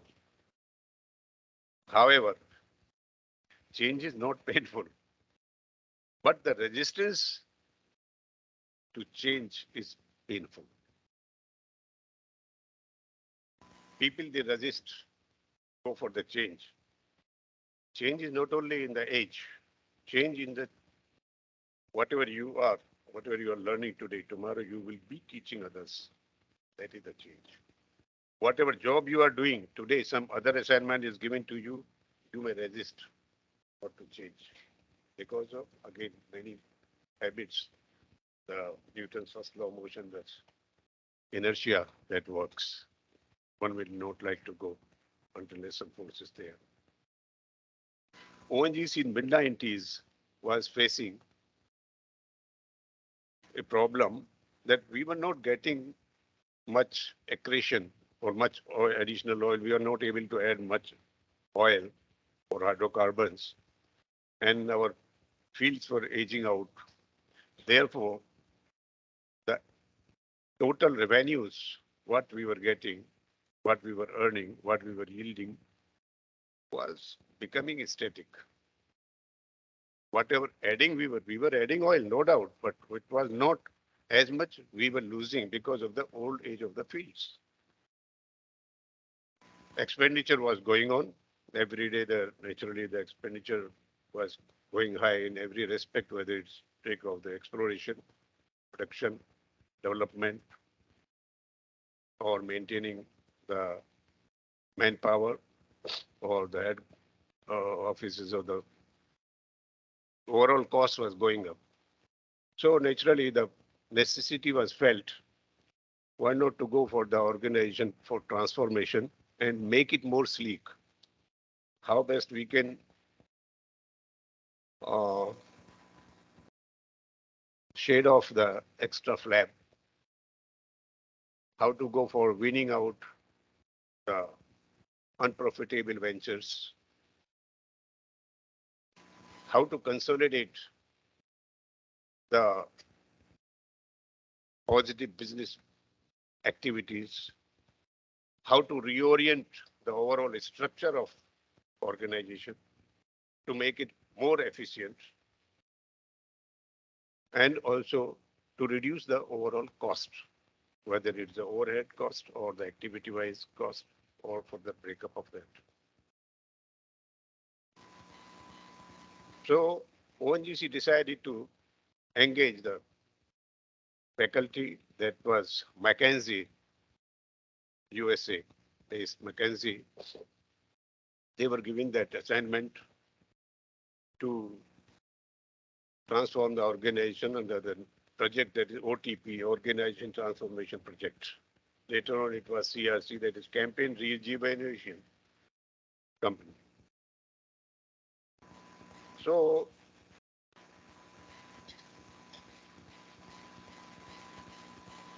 structural point of view, it was, as I told you, that was only shading of the extra flap and the orientation of the strategies and winning out of the unprofitable ventures and all that.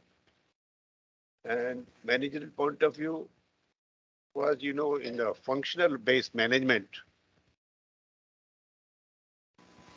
the people who were working in silos, they were working under different heads. I am the authority of such and such, I am the authority of such and such. They were not coming in a closer mode, which was affecting the decision-making process. To take a decision, it was going sequentially, but with a very slow process and taking a lot of time. When decisions were getting delayed, naturally the procurement, other processes involved in, they were also getting delayed. So the activity which was supposed to be over within a year, it was taking more than a year, maybe 2 years, 2.5 years, resulting that whatever budget was allocated for the different activities, we were not able to make use of it on time. And that way it was affecting our efficiency, organizational efficiency. Here I like just to give you an example. You must have heard that 5 blind men were asked to see the elephant. The first blind fellow was taken to the elephant and he touched the tail. He took it as if it is a rope. Other went, he touched elephant's foot. He took it as it's just like a pillar. Third person went there, then he touched body. Well, it is just like a wall. Another person, he touched his ear. He took it as it is like a fan. So that way, once all of them asked or to imagine and think of, then they could see what kind of picture it will make. Means there the integration of the data, which was not there, it has been brought by asset-based management. Also, this in the functional-based management, conflicting roles and responsibilities. There was always confliction. Many people were claiming it is my job. Somebody were telling it is not my job. Clarity in roles and responsibilities was not there, which has been brought by asset-based management because of single point responsibility. Fragmentation of the ownership and the accountability. That was also there in the functional based management. That was also removed by asset-based management. The slow process in taking the decisions, slow and sequential process that has been won over by asset-based management because of multidisciplinary team. All people of different disciplines working together for the same problem. Everybody is looking. Finance guy is looking from finance point of view, material management point of view, the other person, stores and purchase. Third, administrative point of view. Fourth, technical point of view, geology, geophysics, reservoir engineer, chemists, loggers, production engineers, drilling engineers, they were looking from their angle.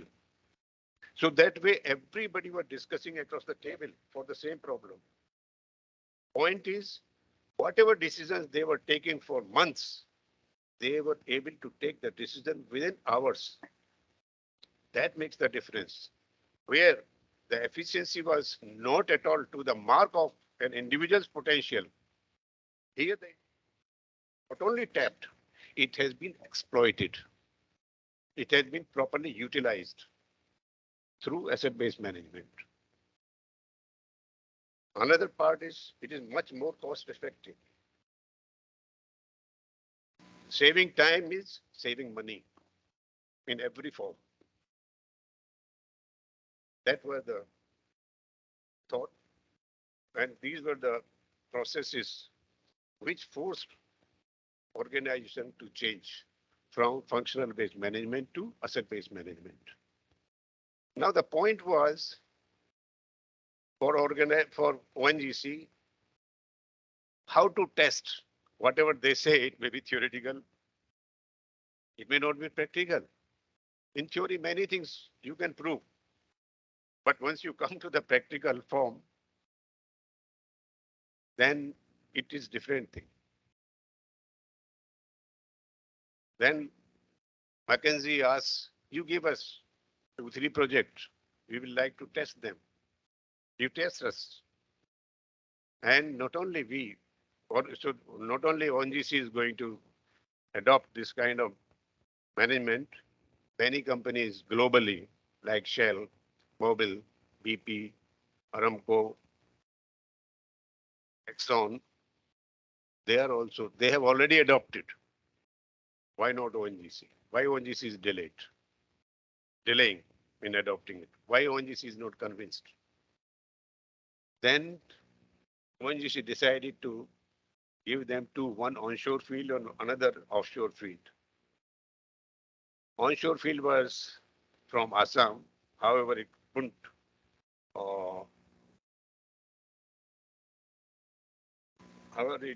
materialize. But the Neelam field, your director SPT knows very well because he was involved in that. Neelam field was adopted. Reason being, the field which was discovered in 1987, put on production in 1991 through 2 platforms, gave the sufficient oil, and that oil was transported through the facilities of the adjoining field of Hira. Later on, within 3 years, 93, 94, 95, they have put up 9 platforms, punched more than 100 wells, and projected that the field will give more than 4.63 million ton per annum. But unfortunately, very next year, the production fell down to around 3 or 3.2 something million ton. That means the field which was supposed to give more than 96,000 barrel a day has come down to 60,000 barrel a day or 62, 64,000 barrel a day. Third year again it has run down and it has come down to around 46 or 47 or 48,000 barrel a day. Point is that the field which was supposed to give static production at least for a couple of years, within 3 years, the production declined more than 33 to 35%. Many experts were called, many experts sat down. Even the people like GCA or this McNaughton, DeGoller and McNaughton, USA, they were also invited. They also given their projection regarding the total reserves in the field and also how much it can sustain the production, whatever we have projected. Everybody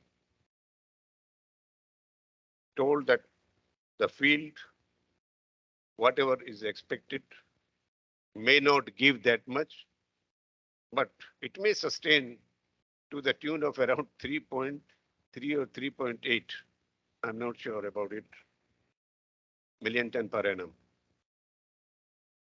But even after that, even after their forecast, the field was not behaving. So this field was taken as a test model to give it to hand over to the McKinsey and test the asset-based management style of functioning. Before that, even that field was given in principle to Shell company. Proposal was made. It has been submitted to the ministry. But because our chairman and McKinsey, they approached the government and they told at least the government should delay it for 6 months to test the asset-based management over functional-based management style of management.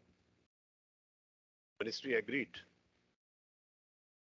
This decision was taken in the month of August 1997, and asset was declared in January 1998. Am I right? He was involved with this field, that's why he's laughing. And maybe part of it in forecasts. So they searched for that, okay, let us see who should be loaded that responsibility, because the people, many people were asked, they refused. Naturally, जो देखा कि भाई वो जो है जो accept कर सकता है, वो जिसका कोई अप्रोच नहीं है, चलो उसको ले लो, because उसने he has headed Tripura project, he has headed the GeoPic, he has integrated a lot of data, he has developed the entity team also in his own. So why not to catch hold of him? And that way, कौन शिकार बना? Who is standing before you? That task was given to me as a pilot head, asset manager of Neelam Pilot Project, NPP. Mind it, today's chief general manager in ONGC is less than in dignity wise, rank wise, general manager. Am I right? I was group general manager that time, given the power of executive director, but ranked was chief general manager. I was the only first chief general manager in ONGC, besides first asset manager in ONGC. I felt, why the hell, why don't they get the production engineer or any engineer to raise it, to take it as a challenge? Why me? But my chairman told, you take it, we'll support you. Make it with a condition, I'll accept it. Because my enabler was director offshore, Mr. A.S. Soni. Like, you have loaded me, okay, doesn't matter. I talked to Gopal Swami, our director exploration. Like, you have sidelined me from exploration. No, yeah, you know very well. I know who can do it and all that. And you have whole experience. Here also that thing will be required. So once we put your name, McKinsey searched and they saw the overall experience of many people and they pick up your name. Maggie, this is just to convince me so that I could not say no. Anyway, that was taken by me as a challenge, doesn't matter. But fortunately, one thing was there that I got the people, at least two from each discipline, to make a team. Later on, that team was expanded. 2 men from production engineering, 2 men from geology, 2 from geophysics, 1 reservoir engineer, only 1, not 2. Then material management, finance, like that, we made the team of initially 16 or 18 people. And we started working on that. The data was there. We analyzed the data and we could see many of the wells were producing with the high gas cut. And gas cut was there from 220 to 380 volume by volume. And also the water cut was also there, but it was to the range of 30, 40, 50, 60%. Many wells were closed down also because of the high gas cut. When we analyzed the data, then we closed down a few wells which were producing with high gas cut. And to sustain the production, we opened the wells which were closed down. Those wells started giving us more production with less gas cut. That was initial stage. Then we decided to go for the 3D seismic surveys to understand properly about the geological model based on which the profile has been drawn. You know, the reservoir engineers like Dr. Wij, they objected. Why 3D seismic is required? We are having enough wells. We are having 100 wells. Why 3D seismic is required? Then we suggested there is a gap between between the wells. Who can guarantee that, okay, there is a fault or there is no fault? To understand the subsurface picture, later on, same Wij-like people, they were very happy to remodel, to redefine the model and coming out the real model based on which we draw the projections. And the projections were made that, okay, the field cannot produce or cannot sustain the production on regular basis more than 32 to 35,000 barrel a day. Right? It worked. And within 2.5 years, the decline curve was not only controlled, but as per projection, it was reversed. Then the chairman ONGC was changed over and Subir Raha, our ex-chairman, he took over. And as soon as he took over as chairman, immediately he asked how it is. We sat together and decided to go for the asset-based management instead of to change over from functional-based management to the asset-based management. And ONGC has decided and started giving. Bombay High was the largest oil field in the country, as all of you know. And I was the senior most executive director at that time. It was loaded again on as the first asset manager of Bombay High.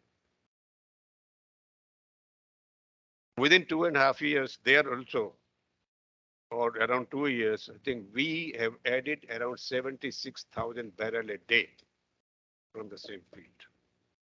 He has analyzed the data. He has seen many times. He has given the presentation himself, Dr. Wij. And because he was fully convinced. Yeah. Like that, it has been rolled over entire organization. So that is the beauty of asset-based management.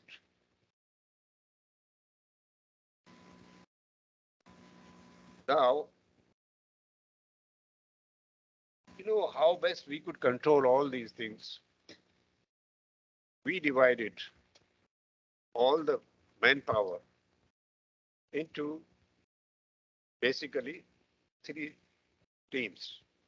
Subsurface team, mainly to analyze the data and also to take the decisions, not only for field development, but also for going the additional exploration work in the field based on the 3D seismic data. So geologists and geophysicists, they were required, along with the reservoir engineers, to look at the whatever decisions we are taking to punch the wells as a development well or other thing. Please, you tell me, when should I stop? Because there is a lot to do. You give me how much time you would like to give. Okay, thank you. So subsurface team, then surface team, their responsibility was to look on the facilities on surface. That is production engineers, well, completion people. And then the other is the services part, that is P&A, personnel and administration, material management, people, your finance, legal, SHE, all these things were covered under service group. And it started working very well. And the result, as I have given you. Now the point was how best you can take the work from all these teams. Then the key performance areas were identified. To check them, the key performance indicators were identified.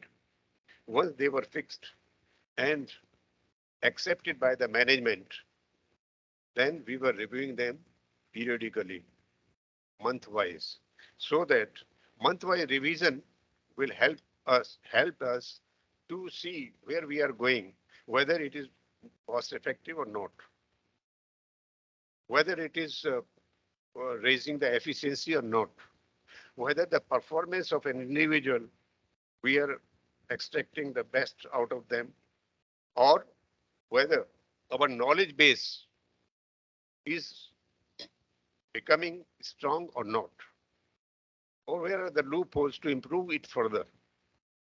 All these things helped us through these teams.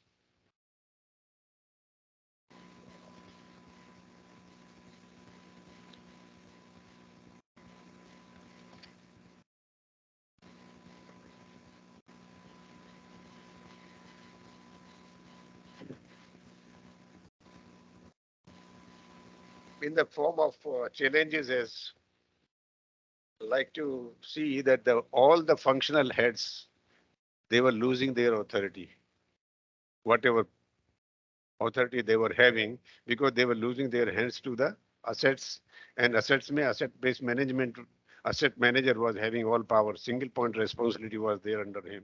He himself was distributing all his authorities to the heads of the subsurface team, surface team, and others, and services heads. That way he was distributing. So ultimate responsibility was him. It was very lean and thin organization that way.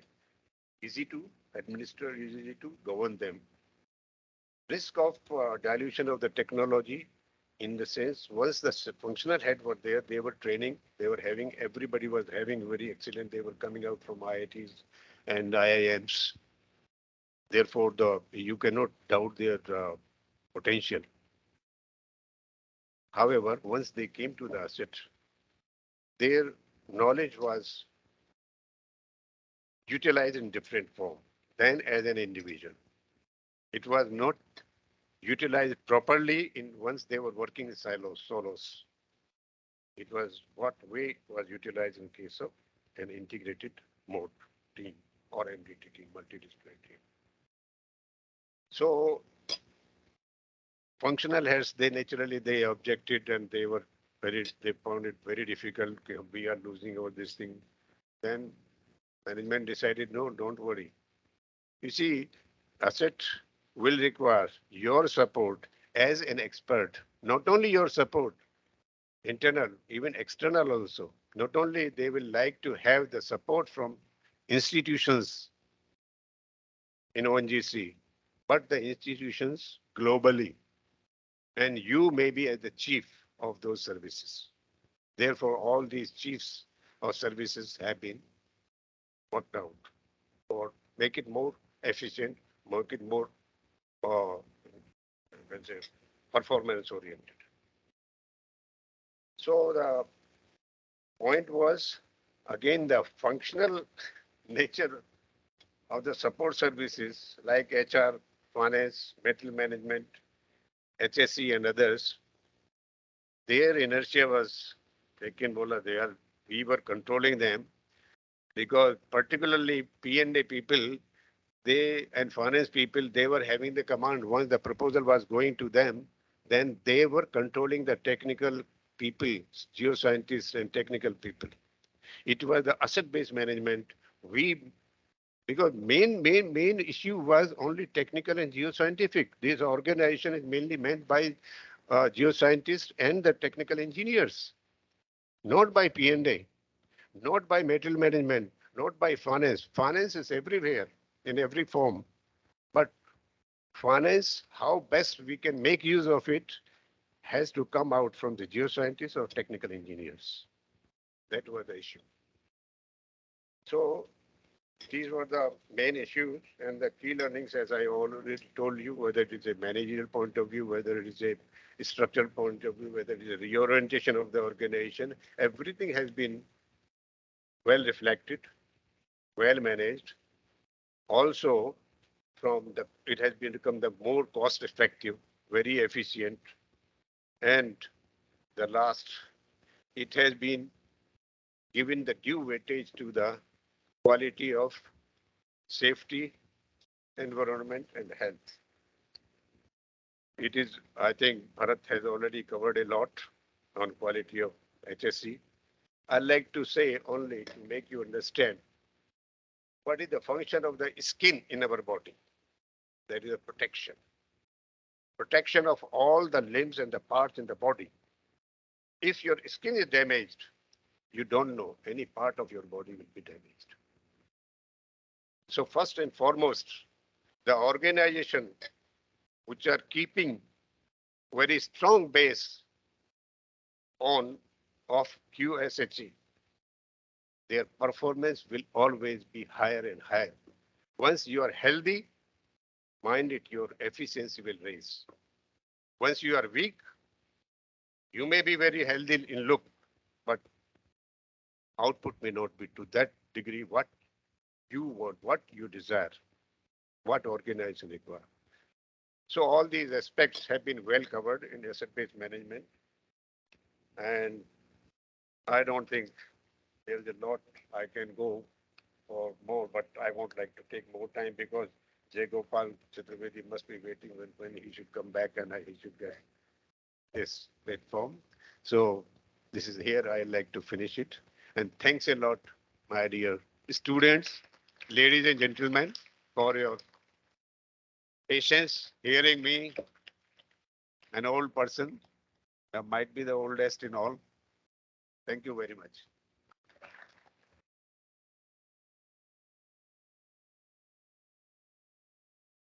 Thank you, sir, for your wonderful address. Now I would request Dr. R.K. sir to felicitate Shri Karak Singh with a memento as a token of our gratitude.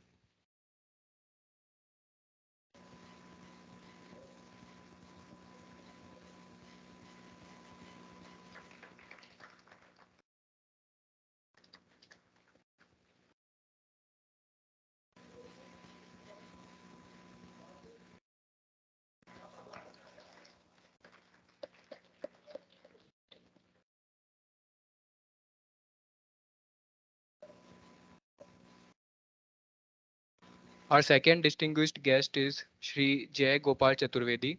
He is a former executive director at ONGC and has worked in the Ahmedabad and Assam assets. During his tenure as an executive director, he monetized commercial viable fields. Under his guidance, state-of-art technology were introduced to augment production from low-yield wells. He holds significant experience in well stimulation and in field drilling for proper reservoir management. For the past 7 years, he has been independently working as an advisor from Mumbai. I invite I invite sir to take over.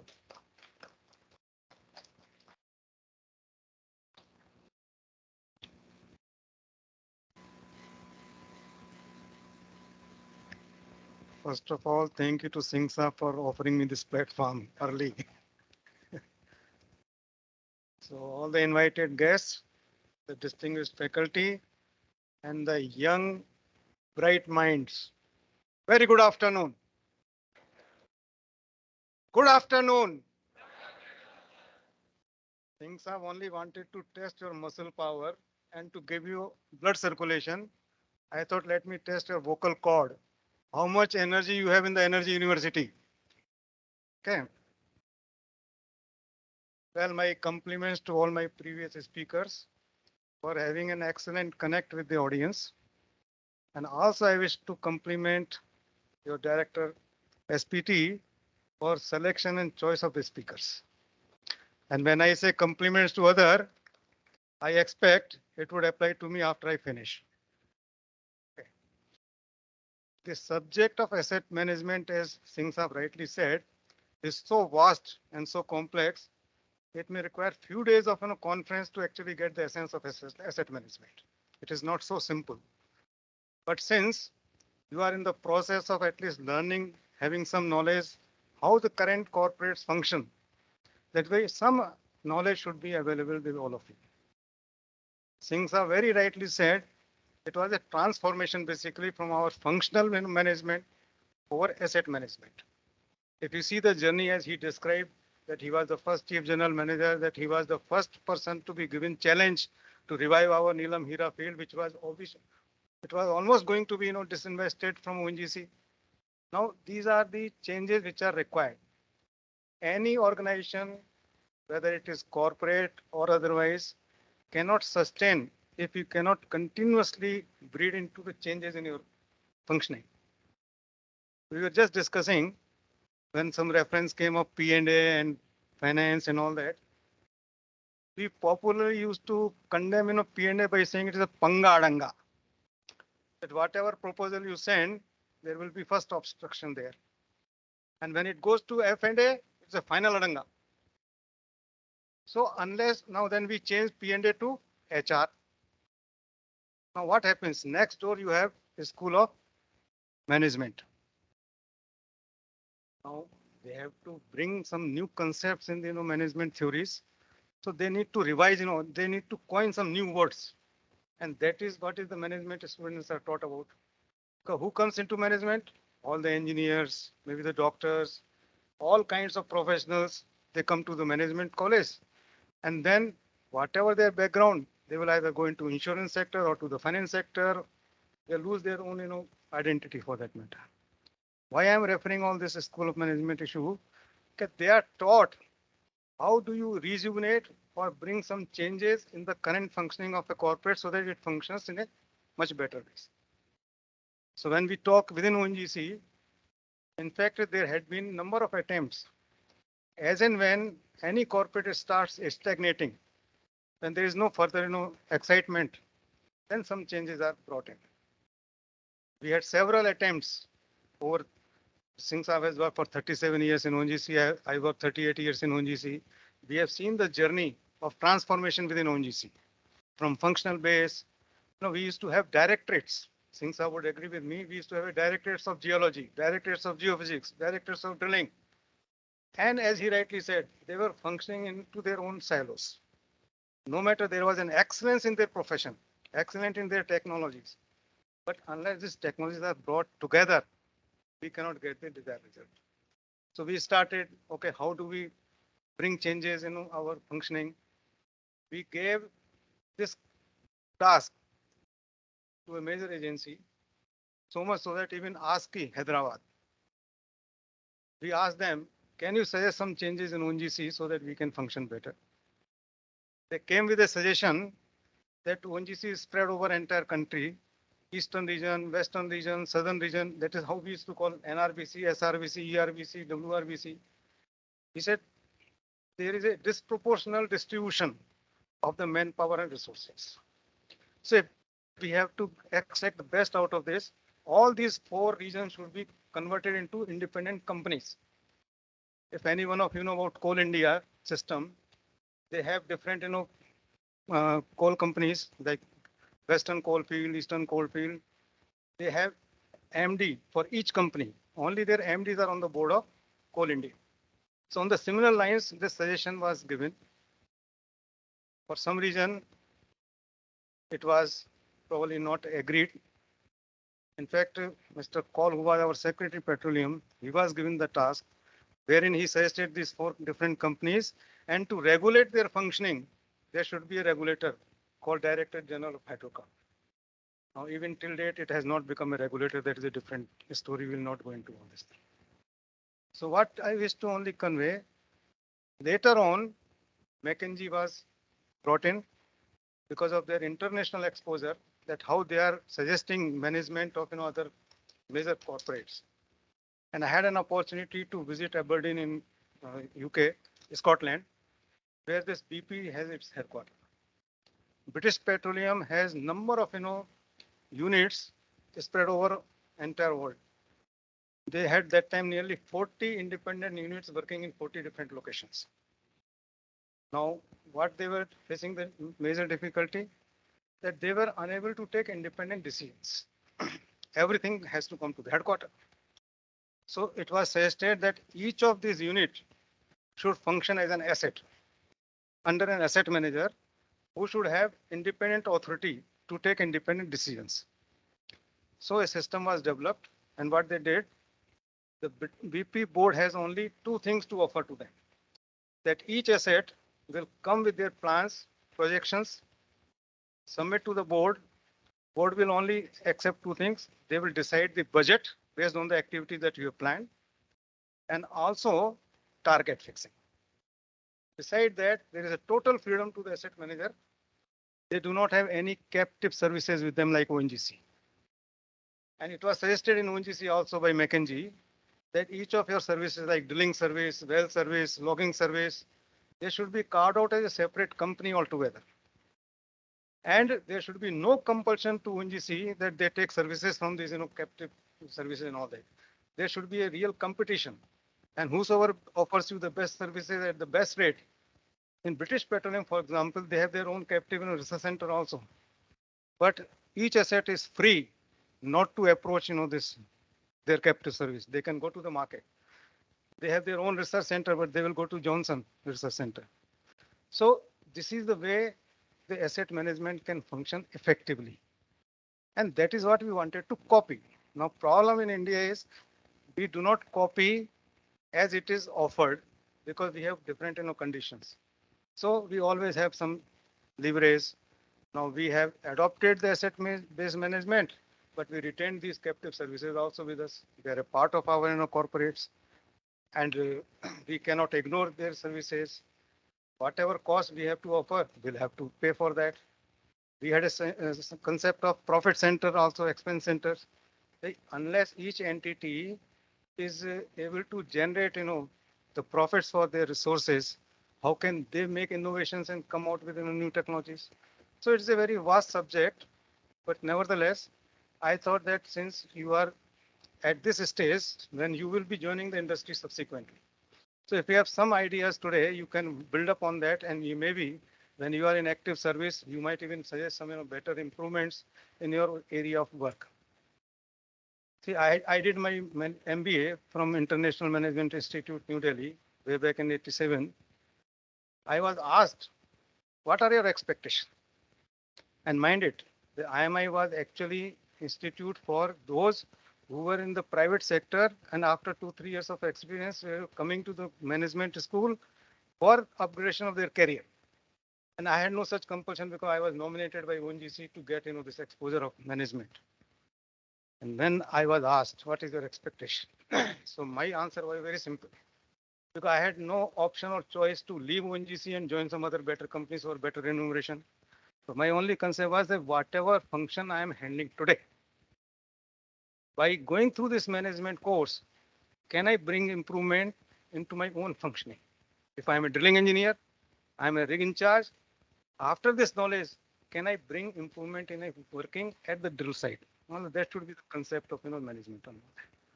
So nevertheless, we must first understand. It is easy to say that we had changed from functional management to asset management, but what is asset management per se? Can anybody out of all of you suggest me the definition of an asset? What is an asset? Virat? Or where is F. Parmar? Any one of you, how do you define an asset? Okay, tell me, your School of Petroleum Technology, is it an asset or not? Is it an asset? You have Energy University, under which you have 4 schools. Each school is an asset. Now, who has to manage the school management must have the independent authority to bring some improvement in the functioning instead of depending all the time to DG or to the board. Unless they have that authority and freedom, no good change can be brought in. Likewise, think of our very good corporates who are giving excellent services like TCS, Infosys, Wipro. Are not these assets to our nation? So asset is to be defined. It is an entity which will give you results that will improve your working style, your lifestyle, your nation's progress, and that is called asset. We used to manage our functioning even before. Not that after asset management only we started functioning. We used to call it a project management earlier. But again, as I said, the School of Management cannot function unless they suggest some changes. What is the value they are adding? So project management became asset management, a new term. Old wine into new bottle. CSR, you must have heard the term regularly, CSR, corporate social responsibility. As if only after CSR we started working for social cause. All corporates, including private sectors, Birlas, Tatas, ONGC, we used to have SEDP, socio-economic development projects.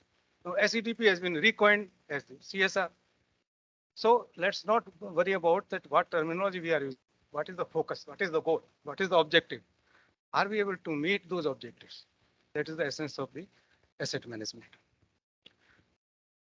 Your director, SPT, very elaborately and very interestingly gave our brief of both Mr. Singh and me, and made such an impressive, biodata that even I was astonished to listen that, oh, I have gone through these various, streams.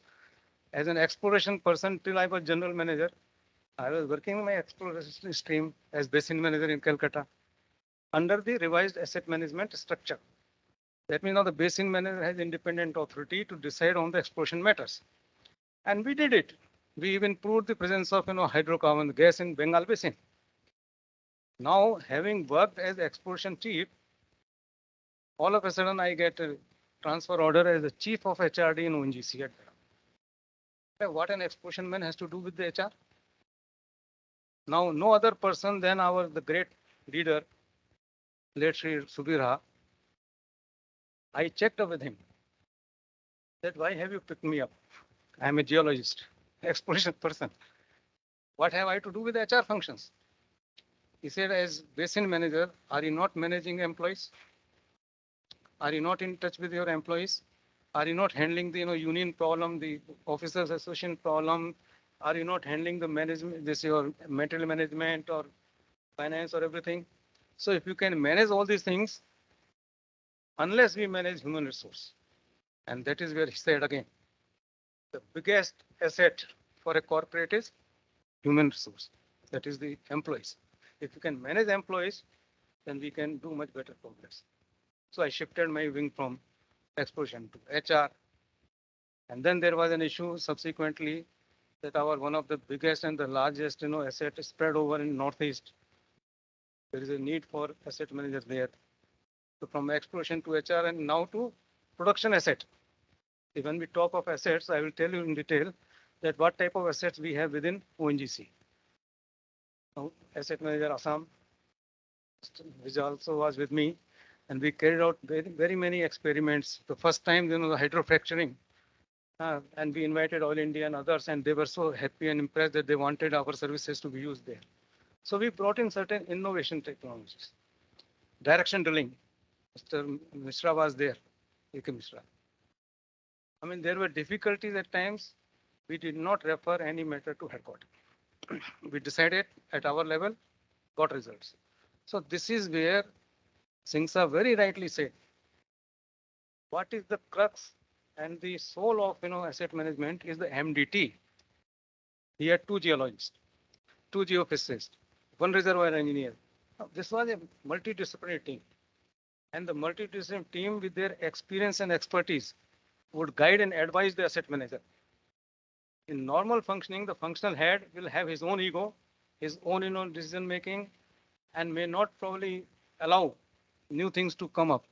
But the multidisciplinary team under the asset manager, which is the soul of the entire asset management, that allows you the freedom to introduce such innovative techniques and technologies that you can get better results. After that, we were facing a serious problem of managing the small marginal fields. We made discoveries, but we could not develop them for various reasons. Because again, there was a great confusion, what is a marginal field? I will not bother your brain to check with me what is a marginal field, but the fact that we made a discovery and we could not develop it. The best example I'll give you, all of you know about Mumbai High, discovered in 74, 73, 74. Simultaneously, the same year, we discovered D1. While we produce heavy amount of oil from Mumbai High, for 30 long years, D1 remained undeveloped. So there was a pressure that I must head the marginal and new field development at Chief NMFD in Mumbai to ensure, can we bring these discovered fields on stream? And D1 is our best result that we obtained, cluster 7, WO16. There were so many marginal fields which were pending for development because of the resources, because of technology, and we could manage. That is also now, it may not be called as asset, but NMFD is also an asset because they are giving you so much of improvements and over that. So the fact is, I was told that people are feeling hungry, and I do not want people to starve further anymore. Only after one comment I will leave this floor, and that is one advice to my fellow colleagues from ONGC, all three presenters for that matter. Bharat Kumar said that I will finish in 9 slides. He had 12 slides. I noted. Right. Aarti, I already said, when you are giving a presentation and you are numbering your slides, how many slides you are going to project? You remain undecided. You will take 10 minutes, 20 minutes, and another half an hour. If you have 40 slides, we are only on 4 slides. So how much time we will wait? So if you can number that 19 by 40, then we are, and same advice is to Desai also. So if we can start numbering our slides, and this is advice to all of you, wherever you will make presentations, number your slides, stroke total number of slides. So the audience would be in a much better position to appreciate that how much time we have to listen so patiently. Can we have that much patience or not? Right?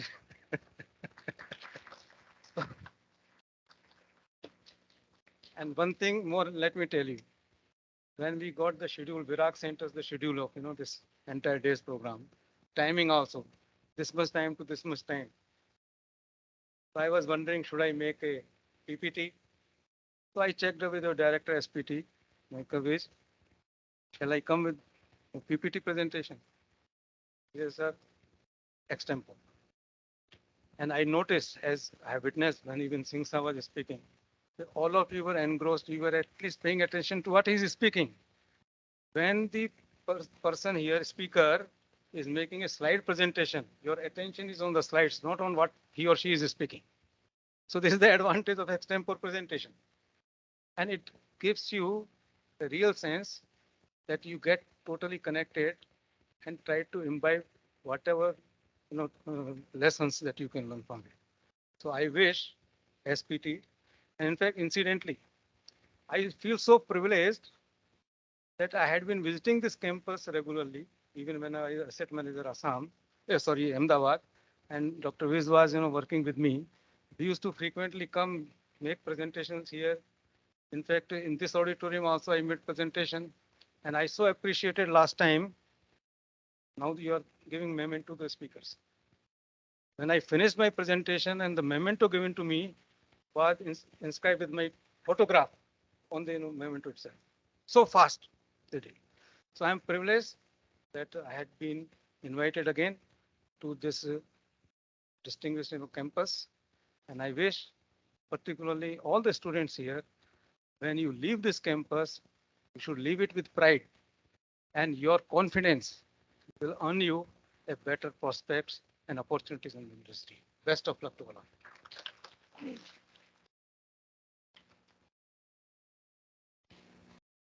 Thank you, sir, for enlightening us. I would request Dr. Arkivit, sir, to felicitate J.G. Chaturvedi with a moment of honor.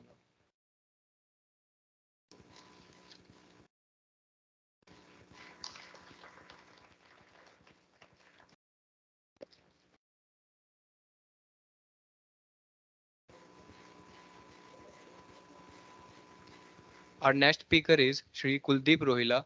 He is a postgraduate in civil engineering who started his career with an ONGC back in 1990 and since has worked in Ahmedabad, Assam, Dehradun, Agartala in various capacities in drilling services. He is currently working as general manager at ONGC Ahmedabad Asset. He has an exclusive work experience of SAP implementation in ONGC. I would invite sir to overtake the podium.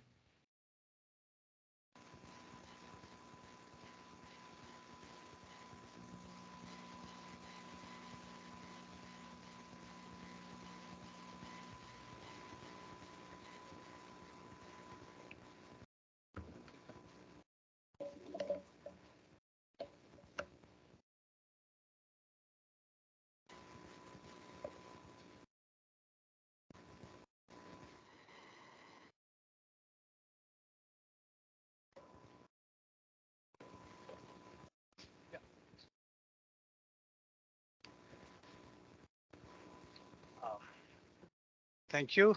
Thank you, PDPU. Dr. Vej, my esteemed seniors, Karak Singh sir, Chaturvedi sir, Amit, my dearest friend, Aarti, and Amitabh, and young blind minds of PDPU. Feeling good to be here. It's like going back to the hostel days. Thank you very much. I'm comfortable taking mic in hand and walk down to the stage. Can you hear me? Oh, much louder. Hello.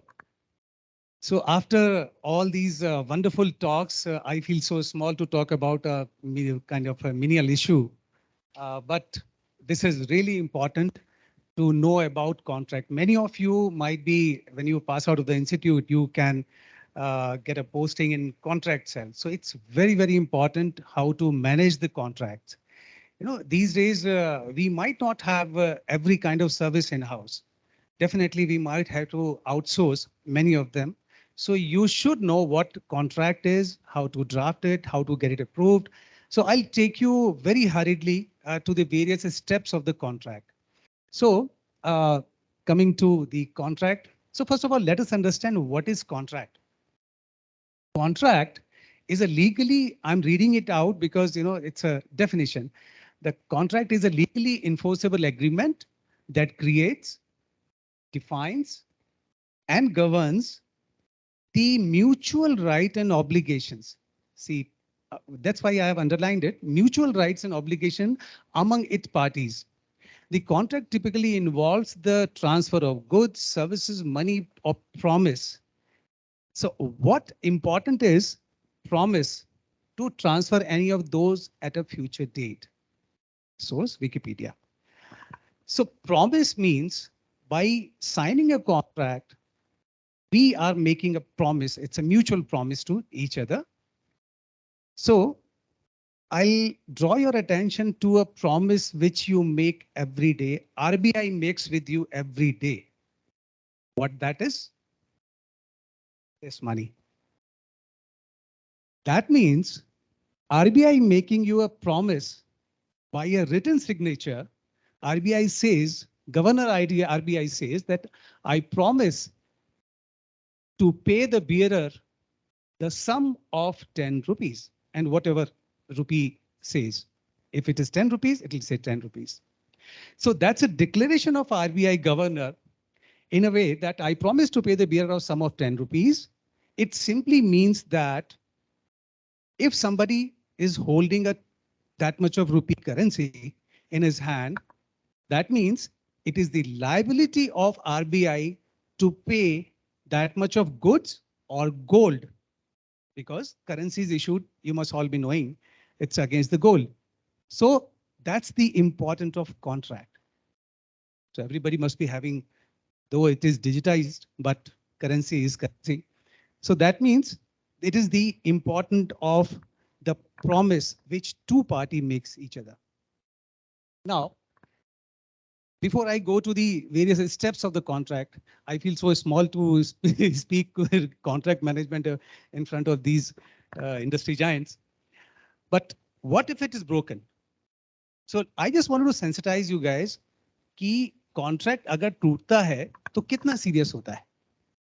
So that means if any of the party fails to fulfill the contract, it can be you need to ask so many questions. What is whether the contract really exists? What is the meaning of it? Means various clauses which are covered. And अगर contract टूटता है तो उसको कहाँ किन clauses के against में टूटा है? Who is not able to perform? And whether the contract has been broken, against which clause, against which performance clause, or the insurance clause, or the wages clause, and the compensation to the injured party who has actually flawed it. So most frightening word is legal. Any contract which is broken may stretch for, if you go for legal redressal, it may stretch on, and without papers being submitted, fighting legal affairs, lawyers coming in between, OEC, outside expert committees coming into pitching into it. So it can go on and on. So that means to avoid all this, the contract should be very, very methodically drafted. So I'll be covering in my presentation what is the contract and its need, benefits, disadvantages, process flow. So these are the various steps which I'll be covering: the requirement, drafting, approval, tendering, awarding, signing, execution, and finally closure. And again, back to the initial stage of the contract, which is renewal. So very hurriedly, I'll go to the benefits. Why do we go for contract? So ONGC में हमारे पास पहले अपनी गाड़ियां होती थी sir, तो उन गाड़ियों को अपने यहाँ रखना, to maintain all this vehicle as a capital asset or to hire it. Definitely it was easy to hire it because of the obvious reasons. So first of all, first reason was to non-availability of in-house services. When maintaining capital cost is higher than services, competitive rates, flexibility. See what flexibility is. I can have n number of things. मुझे आज so much of workload. I need to have so much of logistical load, so I'll have more number of vehicles. Otherwise, purchasing outrightly is a difficult task for me. So I'll go for the contract. So it gives me much of the flexibility. And of course, previous point says competitive rates. During the bidding process, I'll go for the best price, meeting my specifications, meeting my requirement. If I am having a good quality of vehicle, good quality of performance, so definitely that will give me competitive rates. So new skills and technologies. Now, I have purchased n number of vehicle Qhsc. When I joined, there used to be a vehicle Qhsc with directors. So that used to give me 8 kilometers a liter, and it was declining. Now I have much more fuel efficient vehicle, much more comfortable, much more technology oriented, much more safer vehicles. So why not to go for latest technology all the time? instead of having and maintaining all those white elephants. So, so technology wise, if you see, I have much more better things with me. Legal protection. So legal protection means if I go for contract and if the guy is not meeting my desired specification, I can sack him, I can terminate the contract prematurely, and I can have new contract with the latest technology and much more updated things. Minimizing liabilities.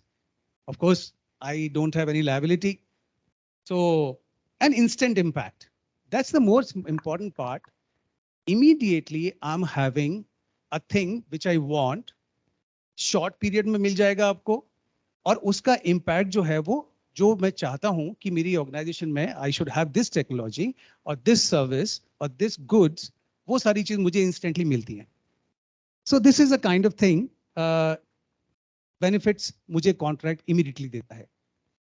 Late me touch upon the disadvantages as well. Entry trust issues.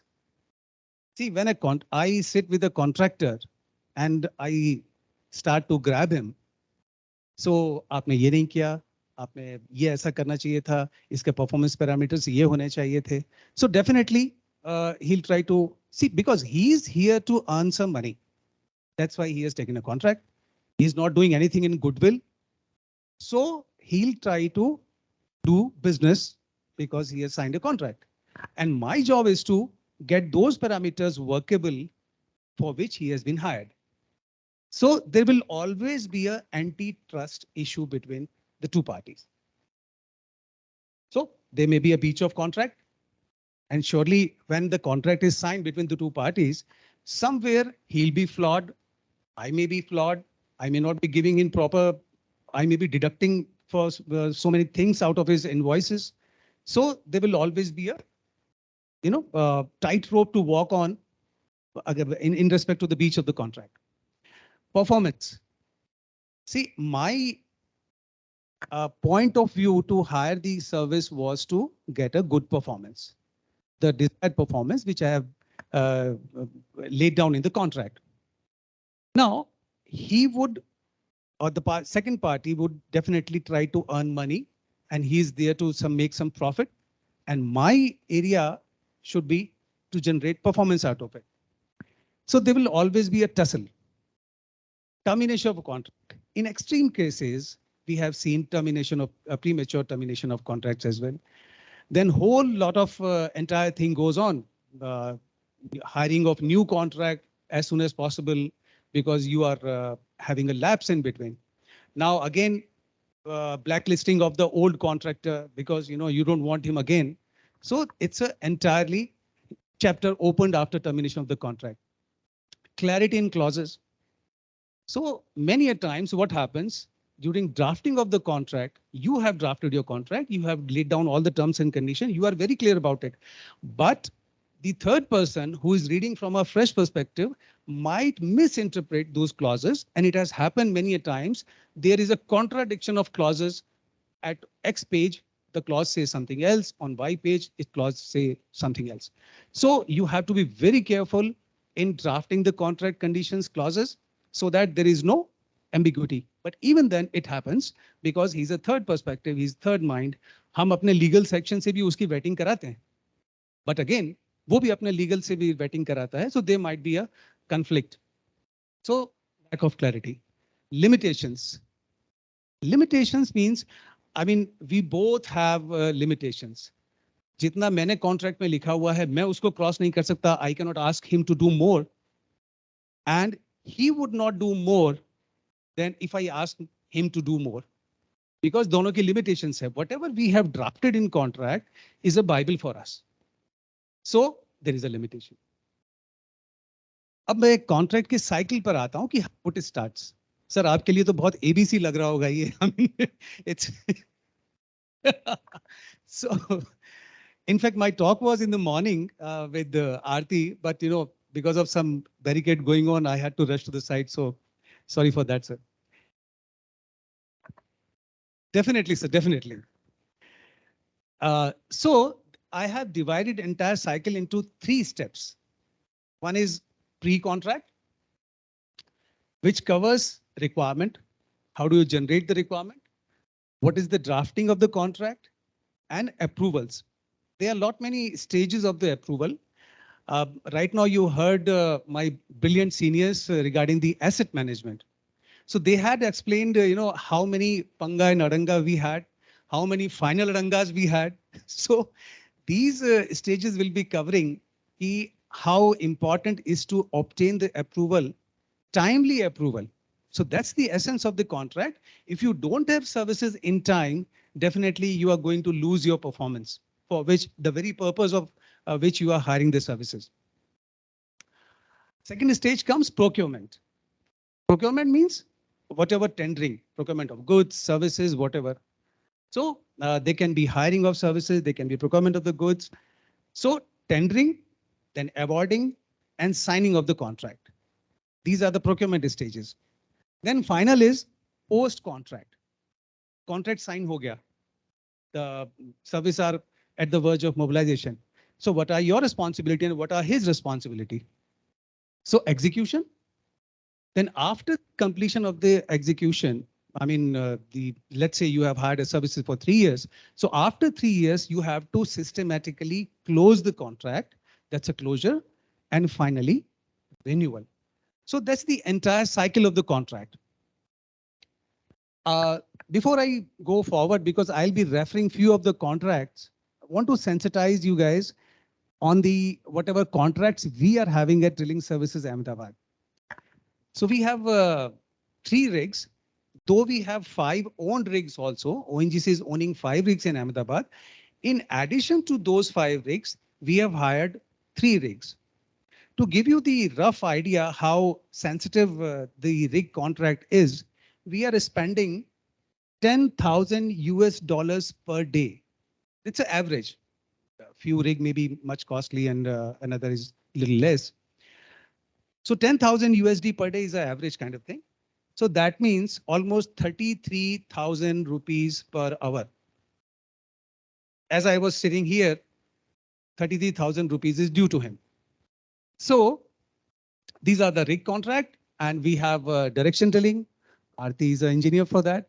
So direction drilling, we have a contract which is running for drilling the wells directionally, and much more sophisticated technology they have.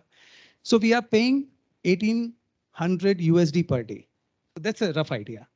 Then many more smaller contracts we have. We have 3 rigs which running on the drilling fluid services. There's a company called Petropath. They are working for us. So they have 72,000 INR. And we have O&M contract also. We ran short out of the manpower. People got superannuated.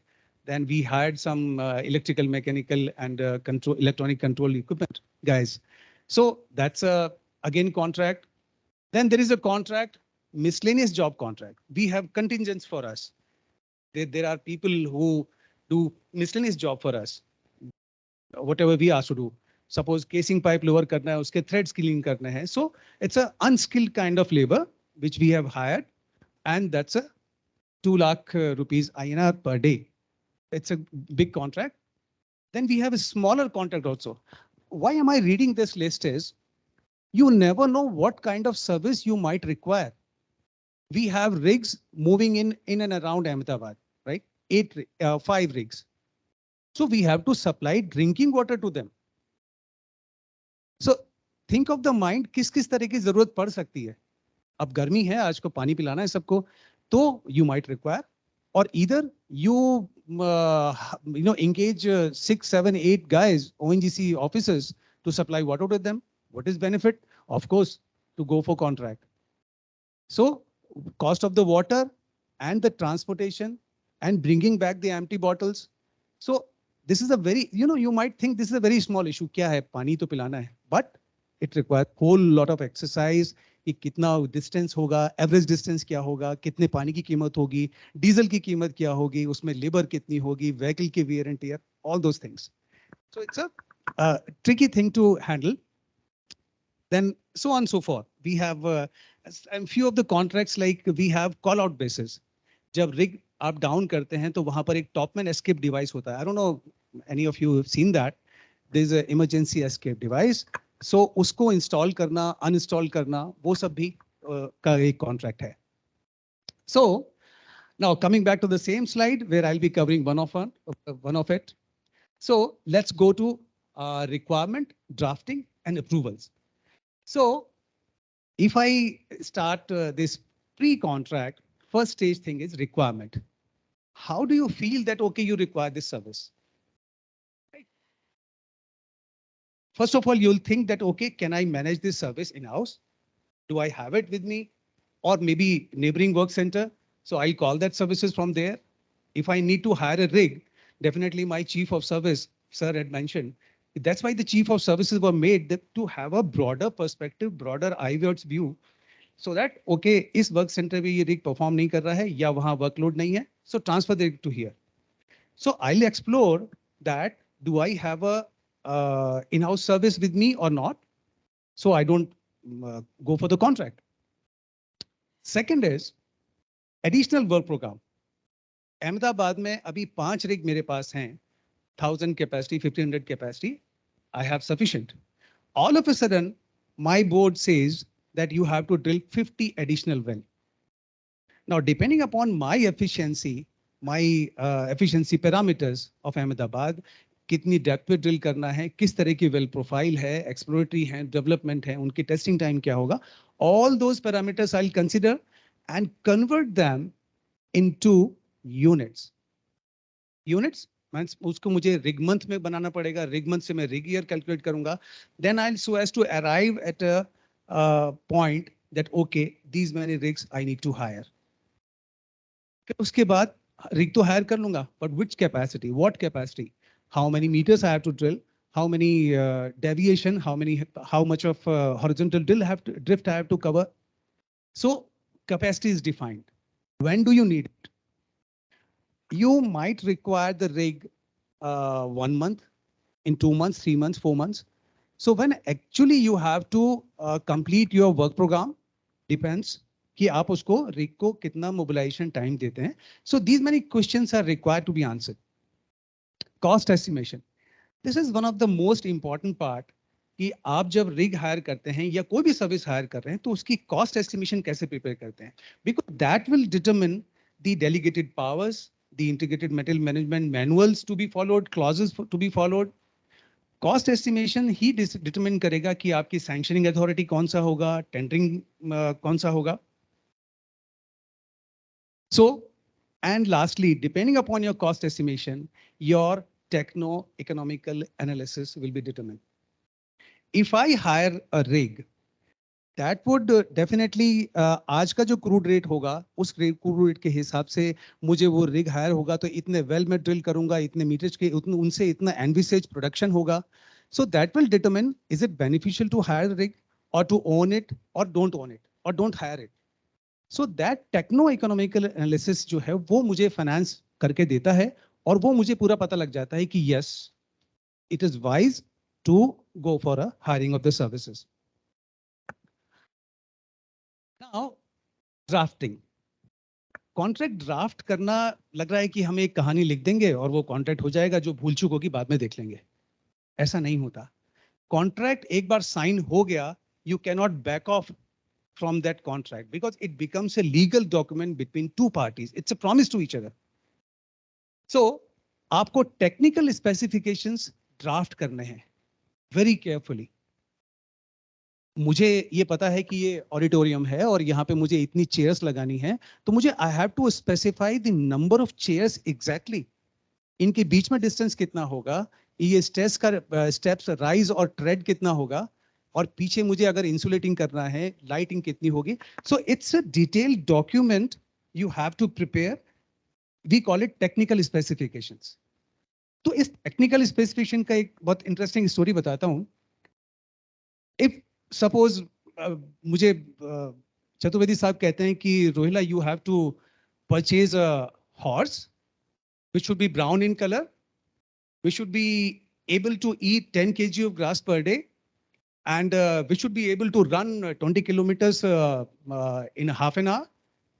So सारे इन्होंने मुझे बताया अपने requirement. I drafted, but I missed one important thing. I mentioned to forgot that it should have 4 legs. Now bear with it. जो contractor लेके आ रहा है horse, उसने मुझे ये दे दिया. Now can you bet on it? No, you can not. So specification drafting is a very, very critical and important thing. You have to have MDT approach on that. जो sir बता रहे थे कि बहुत सारी हम MDT को लेके चलते हैं, खरक सिंह साहब ने भी कवर किया. Why MDT is important? Because you don't miss out on a point. You have all the expertise in and around you. So that's a part of MDT approach. Now experience criteria of the bidder. जब घोड़ा मैंने ले रहा हूं तो मुझे क्या ये पता था कि उसके पास he should have the capacity of maintaining 10 horses in last 10 years. So ये एक उसका एक एक्सपीरियंस क्राइटेरिया मुझे डिफाइन करना पड़ेगा कि मैं उसी के पास जाऊंगा जिसके पास, ओके, आप वॉशिंग मशीन खरीदने जाते हैं तो यू थिंक ना कि उसके पास वो सैमसंग की एजेंसी है या नहीं है. अगर वो एजेंसी नहीं है तो वो मुझे आफ्टर सेल सर्विस क्या देगा. So that's a clear cut idea of having best for you, so that आपको पता लगे कि वो उसका एक्सपीरियंस उस फील्ड में है नहीं है. So that's the experience criteria of the bidder.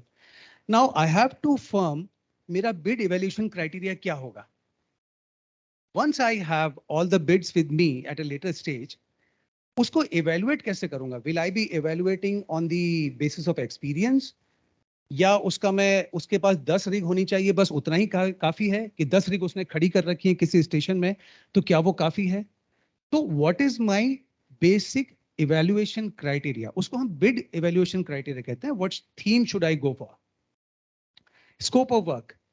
मैं अगर कोई भी सर्विस ले रहा हूं तो मुझे उससे कराना क्या है, तो उसका मुझे स्कोप ड्राफ्ट करना पड़ेगा पूरा कि आपको, मेरे पास 5 रिग है, 5 रिग पे जाके आपको पानी पिलाना है, पानी देना है, उसकी बॉटल ऐसी होनी चाहिए, हाइजीनिकली होना चाहिए, बॉटल को आप वापस लेके आएंगे, वॉश करेंगे, बॉटल टूट जाती है तो मैं क्या करूंगा. So it's a two way kind of communication. So scope of work बहुत क्लियरली होना चाहिए. Then is price format. Price format को आप उसको ऑफर करते हैं, वो अब जब बिड डाउनलोड करेगा देखेगा कि उसके अंदर मुझे किस तरह से प्राइस भरना है, उसकी टैक्सेशन पार्ट क्या होगा, उसके जीएसटी कितना होगा, देन इंश्योरेंस, देन फ्रेट, बहुत सारी चीजें होती हैं जिसको कंबाइन करके वो प्राइस अपना कोट करता है. कई बार आप कोटेशन लेके आते हैं तो उसके नीचे आपको कंफ्यूजन होता है कि अरे इसमें टैक्स मिला हुआ है कि नहीं है, is it inclusive of tax और excluding tax. So price format plays a very important part कि जिसमें आप क्लियरली सारे हेड्स को अकाउंट फॉर कर लेते हैं. General terms and condition.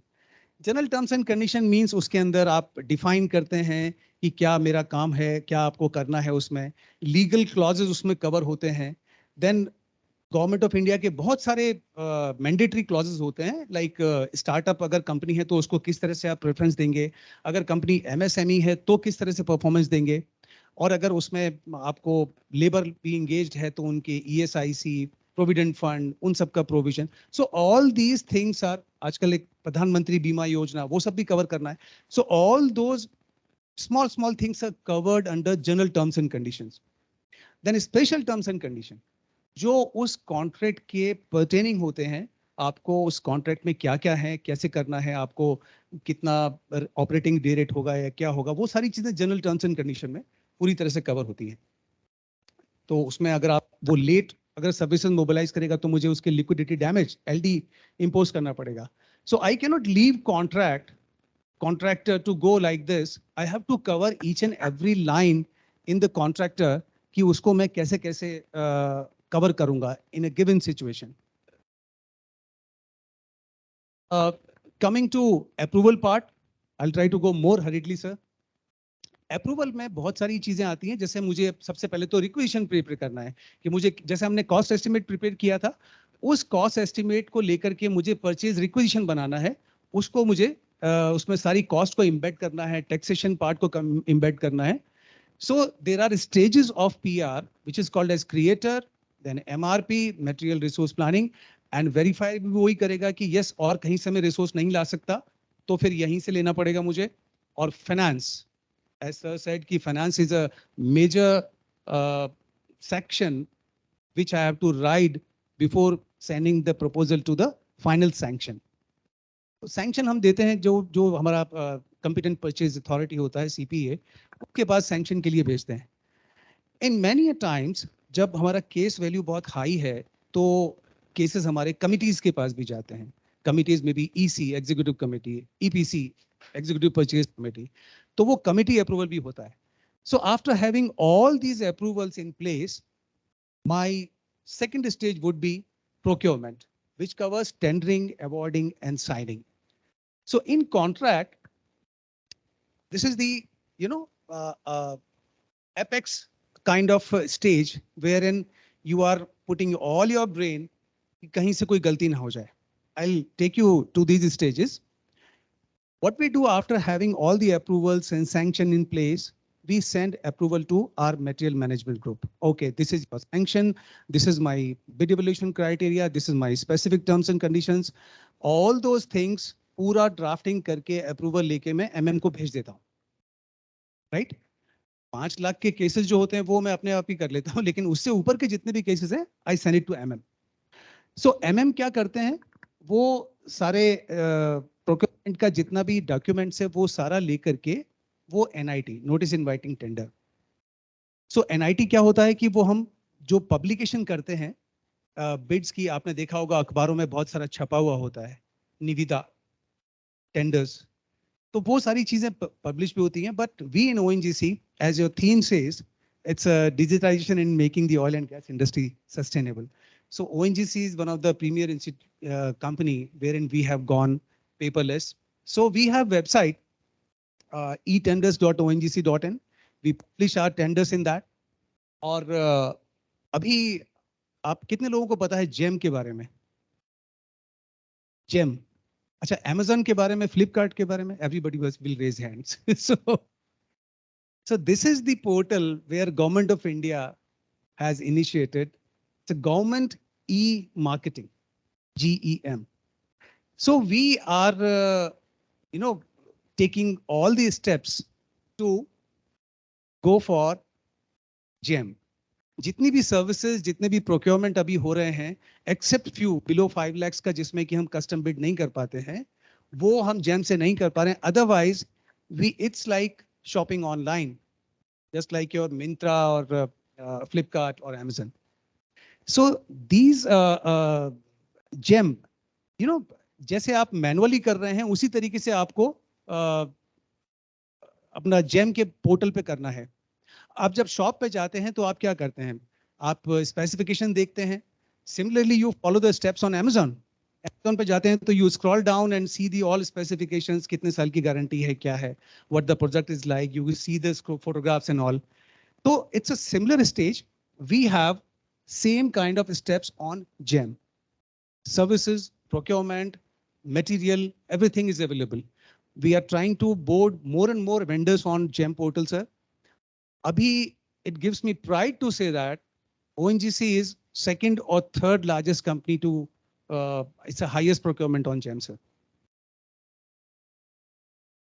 Okay, fine. Coming back to the process, उसके लिए बिड इनवाइट्स होती हैं, तो बिड सबमिट करने के लिए टाइम देना पड़ता है आपको. 1 महीने में आप बिड भर के भेज दीजिए या 2 महीने में भेज दीजिए.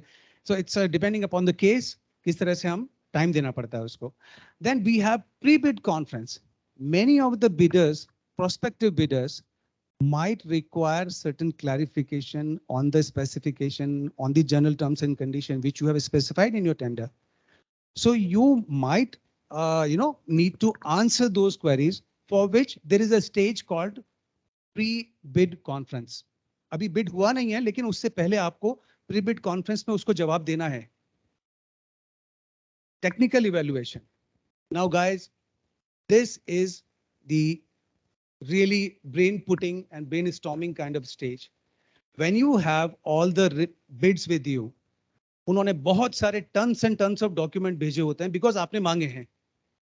आपको जो एक्सपीरियंस है, आपको जो पास्ट एक्सपीरियंस के पेपर्स हैं, आपने कहा है कि मुझे 10 साल के आप अपने जितने भी पीओ आपने प्लेस किए हैं वो सारे के सारे पीओ की कॉपीज चाहिए. Now it's your brain who has to be in there to verify कि एक्चुअली उनके जो डॉक्यूमेंट्स है वो सही है कि नहीं है. आप एक एक डॉक्यूमेंट को इवेल्युएट करेंगे, हो सकता है कि उसको क्रॉस वेरीफाई भी करना पड़े. सो technical evaluation is the stage where you will be rejecting those bidders or accepting those bidders. It's a very critical stage. There are two aspects of a tender. One is technical and another is commercial. So commercial angle से my MM fellow guys, they will be evaluating it technical because मेरे requirement है, मैंने technical specification बनाए हैं. So I will be evaluating from the technical point of view. So this is the most key essence of the contract wherein you will be digging deep what document is what. Has the contractor just to come in ONGC में काम करना है इसलिए आ गया उसने forged document कर दिए. Now it is your brain who has to be there to judge the vendor's intent. Now finally it's a stage of tender committee wherein all the tenders who are qualified. Now I might go for technical clarification as well. Suppose उसने कोई document नहीं भेजा वो sign करना भूल गया. So I'll go for technical clarification round also. उनको मैं कहूँगा कि आपने ये document भेजा है लेकिन इस पे sign नहीं है. Okay, sign it, send original. तो ये सब चीजें मैं time to time कराता रहूँगा. So I may go for first round of clarification, maybe second round of clarification. I'll try to minimize that. Now, finally coming to award and signing. आपको contract हो गया, आपने ये decide कर लिया कि आपका L1 bidder कौन सा है. आपने क्या किया कि जब जितने आपको पता लगा कि मेरे ये out of 5, only 3 vendors could be technically and commercially. Both have to be clarified, right? अगर technically वो okay है और commercially rejected है, then he is rejected. तो सारा कुछ कर लेने के बाद अगर उसका 3 vendor बचा उस bid में, तो उन तीनों की price bid खोल पाऊंगा मैं. Those who have not qualified, उनकी price bid नहीं खोली जाती है. This is to be established. So L1 bidder जो हुआ मुझे पता लगा कि हाँ L1 bidder है, lowest rate जिसके हैं, जो सारी services उसके papers भी ठीक हैं, सारी services भी accept कर रहा है. So L1 bidder decide हो गया. अब उसने जो rate quote किया था, उस rate को लेकर के मुझे reasonability establish करना है कि whether he is fine, जो मैंने estimation cost estimation बनाया था उससे कितना ज्यादा है, is it exceeding much, या उससे कम है तो कोई दिक्कत ही नहीं है, जितना मैंने सोचा था उससे कम में मुझे सर्विस मिल रही है, फाइन, गुड इनफ. बट अगर बहुत हाई है तो कितना हाई है, देन फिर टेंडर डेलिब्रेशन उसके ऊपर होंगे, टेंडर कमिटी के डेलिब्रेशन होंगे. They will be telling me कि ओके फाइन, ये रेट जो 25% रेट हाई आया है, these are because of this XYZ reasons. For example अगर 3 साल पहले का मैं रेट देखूं तो डीजल उस वक्त शायद 65 रुपीस अ लीटर था. आज की रेट में कितना है, टचिंग 100. सो जो सर्विस मैं आज हायर कर रहा हूं और अगर उसमें लॉजिस्टिकल पार्ट है या रिग हायर कर रहा हूं तो डीजल ऑपरेटेड रिग है, तो उसके लिए मुझे ये सोच लेना पड़ेगा कि मेरे प्राइस कितने हाई आएंगे.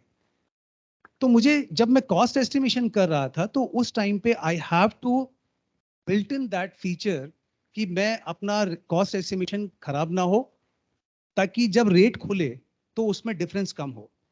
अगर आपने इंटेलिजेंटली सारे फीचर्स उस वक्त बिल्ट इन कर लिए तो बाद में जब रेट उसका प्राइस बिड ओपन होगा, that will not be a shock to you.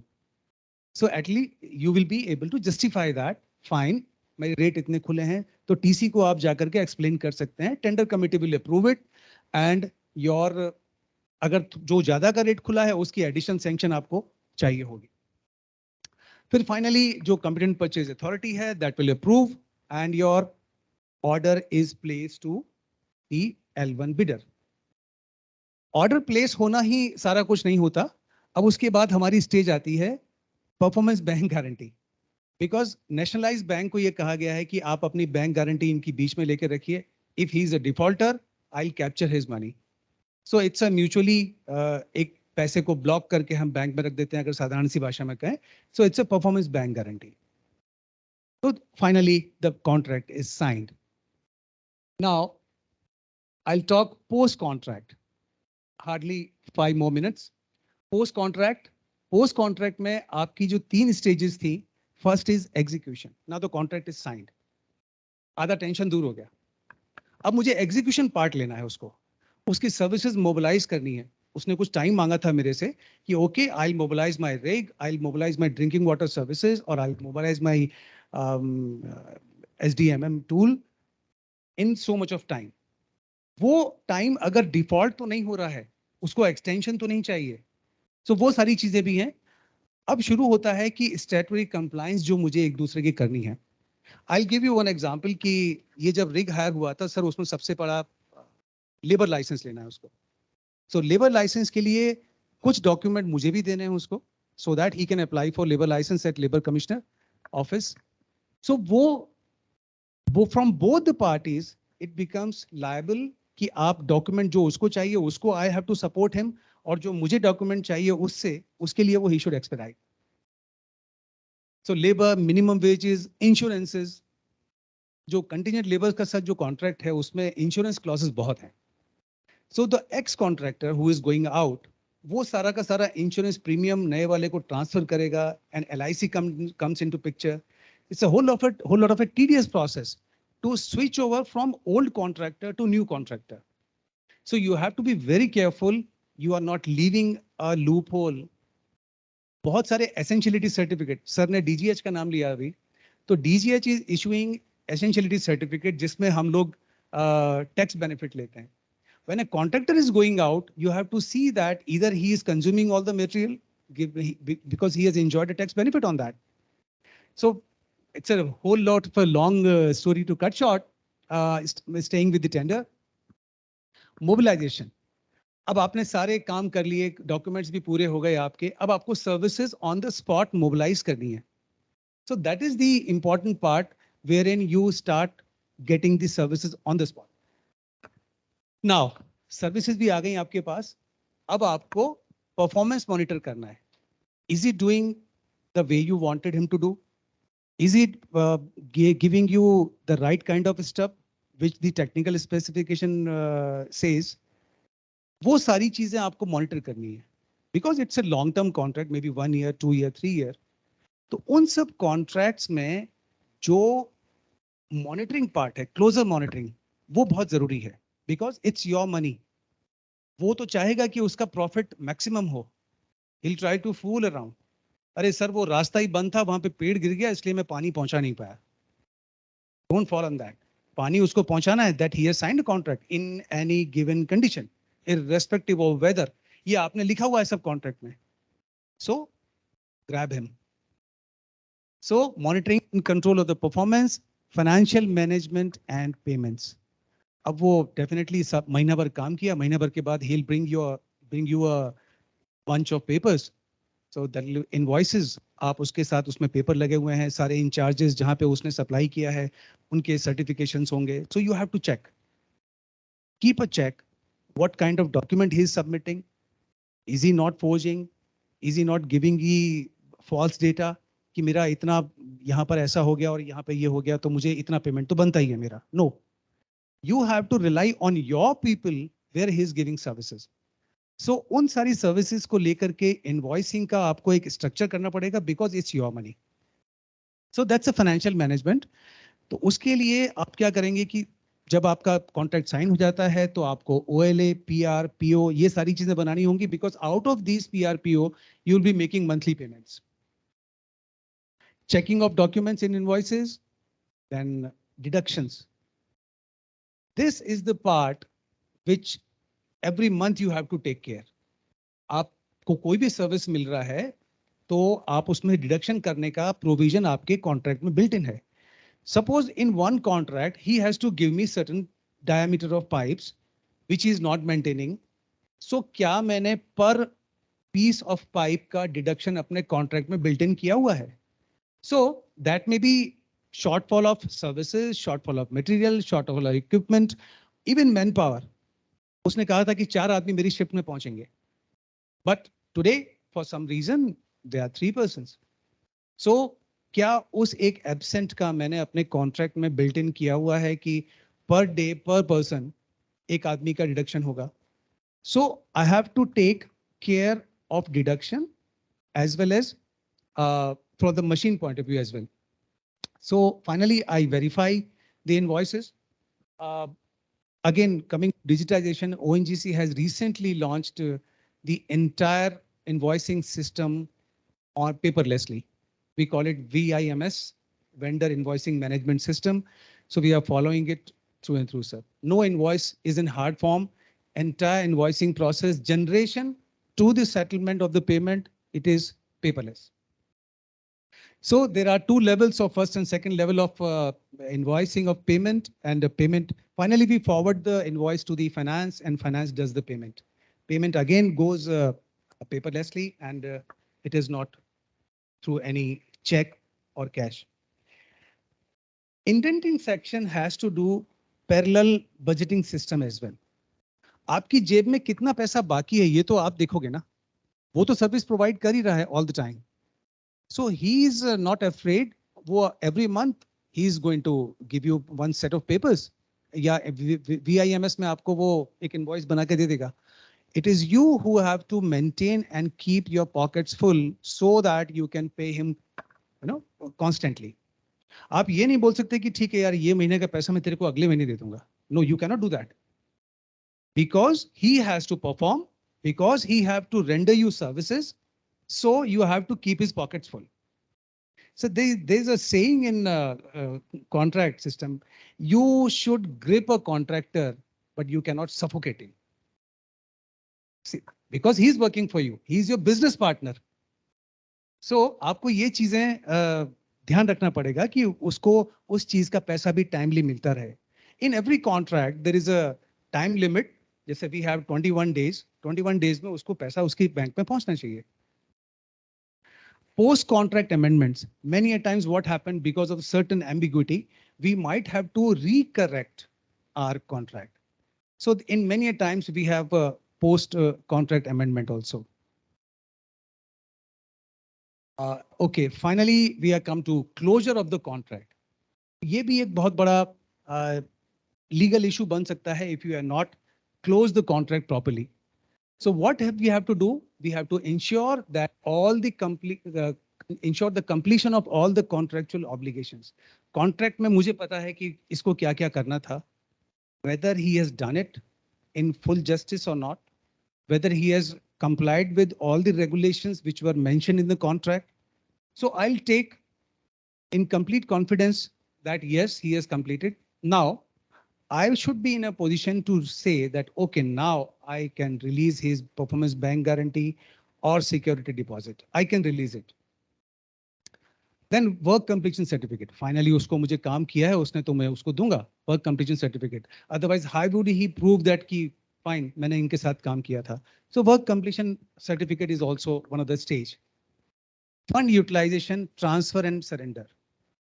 So my finance guy would see कि यार आपने इतना पैसा लिया था खर्चा तो कुछ नहीं किया 3 साल में. So I would ensure कि अगर fund is remaining with me, I'll have to surrender it. Or if it is a shortage of fund, so I'll have to take and balance the contract and finally close it. Records update. So contract is finished. I have to wind up all the records and keep it somewhere placed because there will be certain calculation sheets and there will be certain sanctions. I have to keep entire document at a safer place in a further retrievable kind of things, because at a later stage, any auditor, any vigilance guys, they may ask you these documents even after 5 years, 6 years, 10 years. So you have to ensure that yes, okay, documentation is one part. As the contract is going on, you have to be very systematic. Finally is renewal. Now, why am I encircling it? Because renewal should be a very timely exercise. I know that my contract is going to take 8 months for the service to be in place. Now, I know that, okay, in the month of August, on 31st, my contract will be expired. Should I not be starting my process 8 months back so that as soon as this contract expires, I should have new contract in place?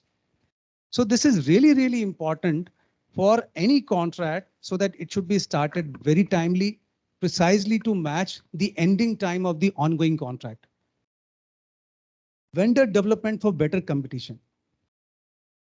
एक example देता हूँ, वो drinking water की बात कर रहा था मैं. अभी drinking water के लिए we have a condition that for the quality of water, we should have BIS certification. One of your senior, Amitabh, was struggling with this fact. So we were thinking कि sir यहाँ तो वो पानी supply करने वाला है ही नहीं कोई जिसके पास BIS certification हो.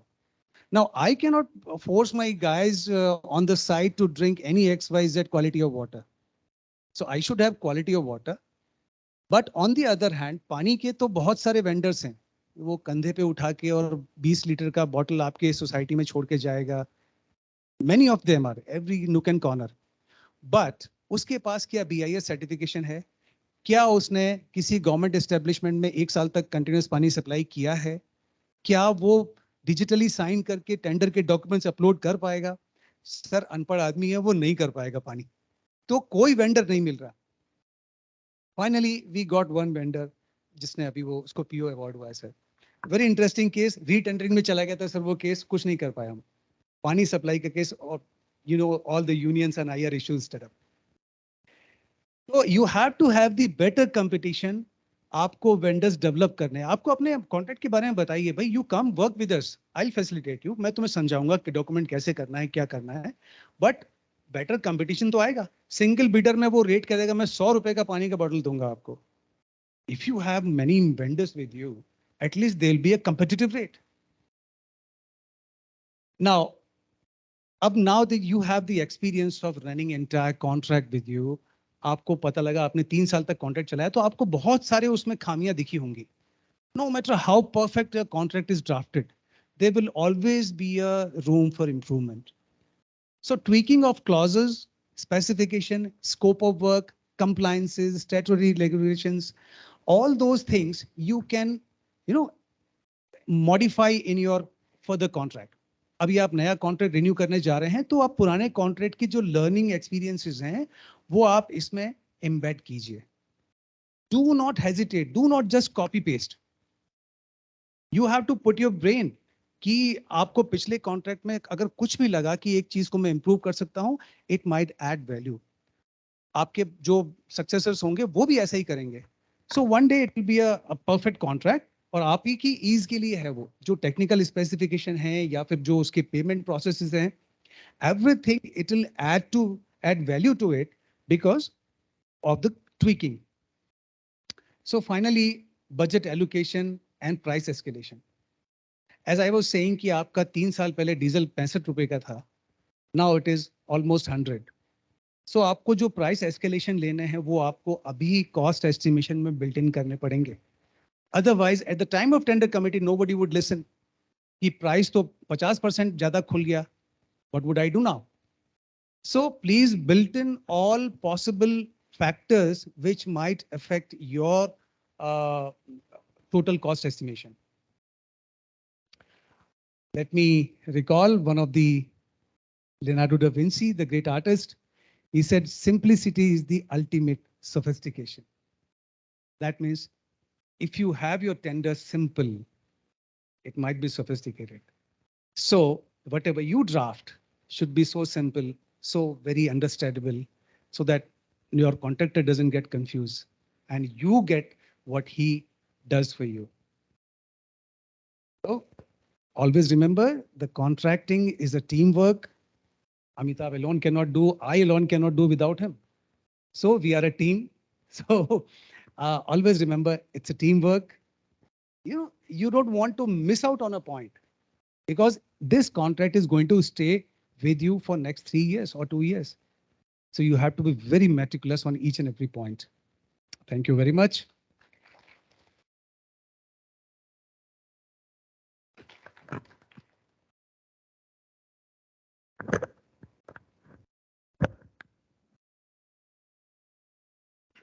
Before I leave the podium, thank you, PDPU fraternity, Dr. Vej. Thank you so very much, sir. It was a pleasure. It was like coming home.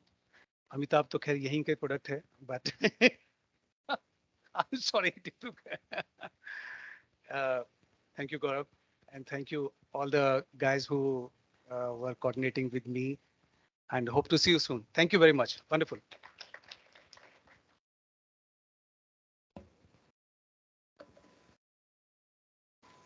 Thank you, sir, for an insightful presentation, and we acknowledge the fact that you could make it here even after your time scheduling conflicts. I would request Dr. Archivist sir to facilitate Shri Kuldeep Rohilla with memento and shawl.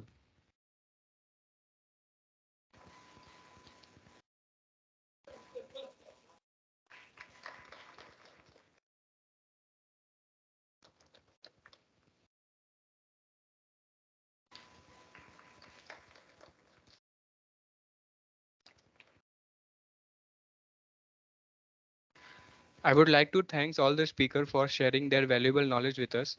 Now I would invite all the speakers for a photograph on dais, please.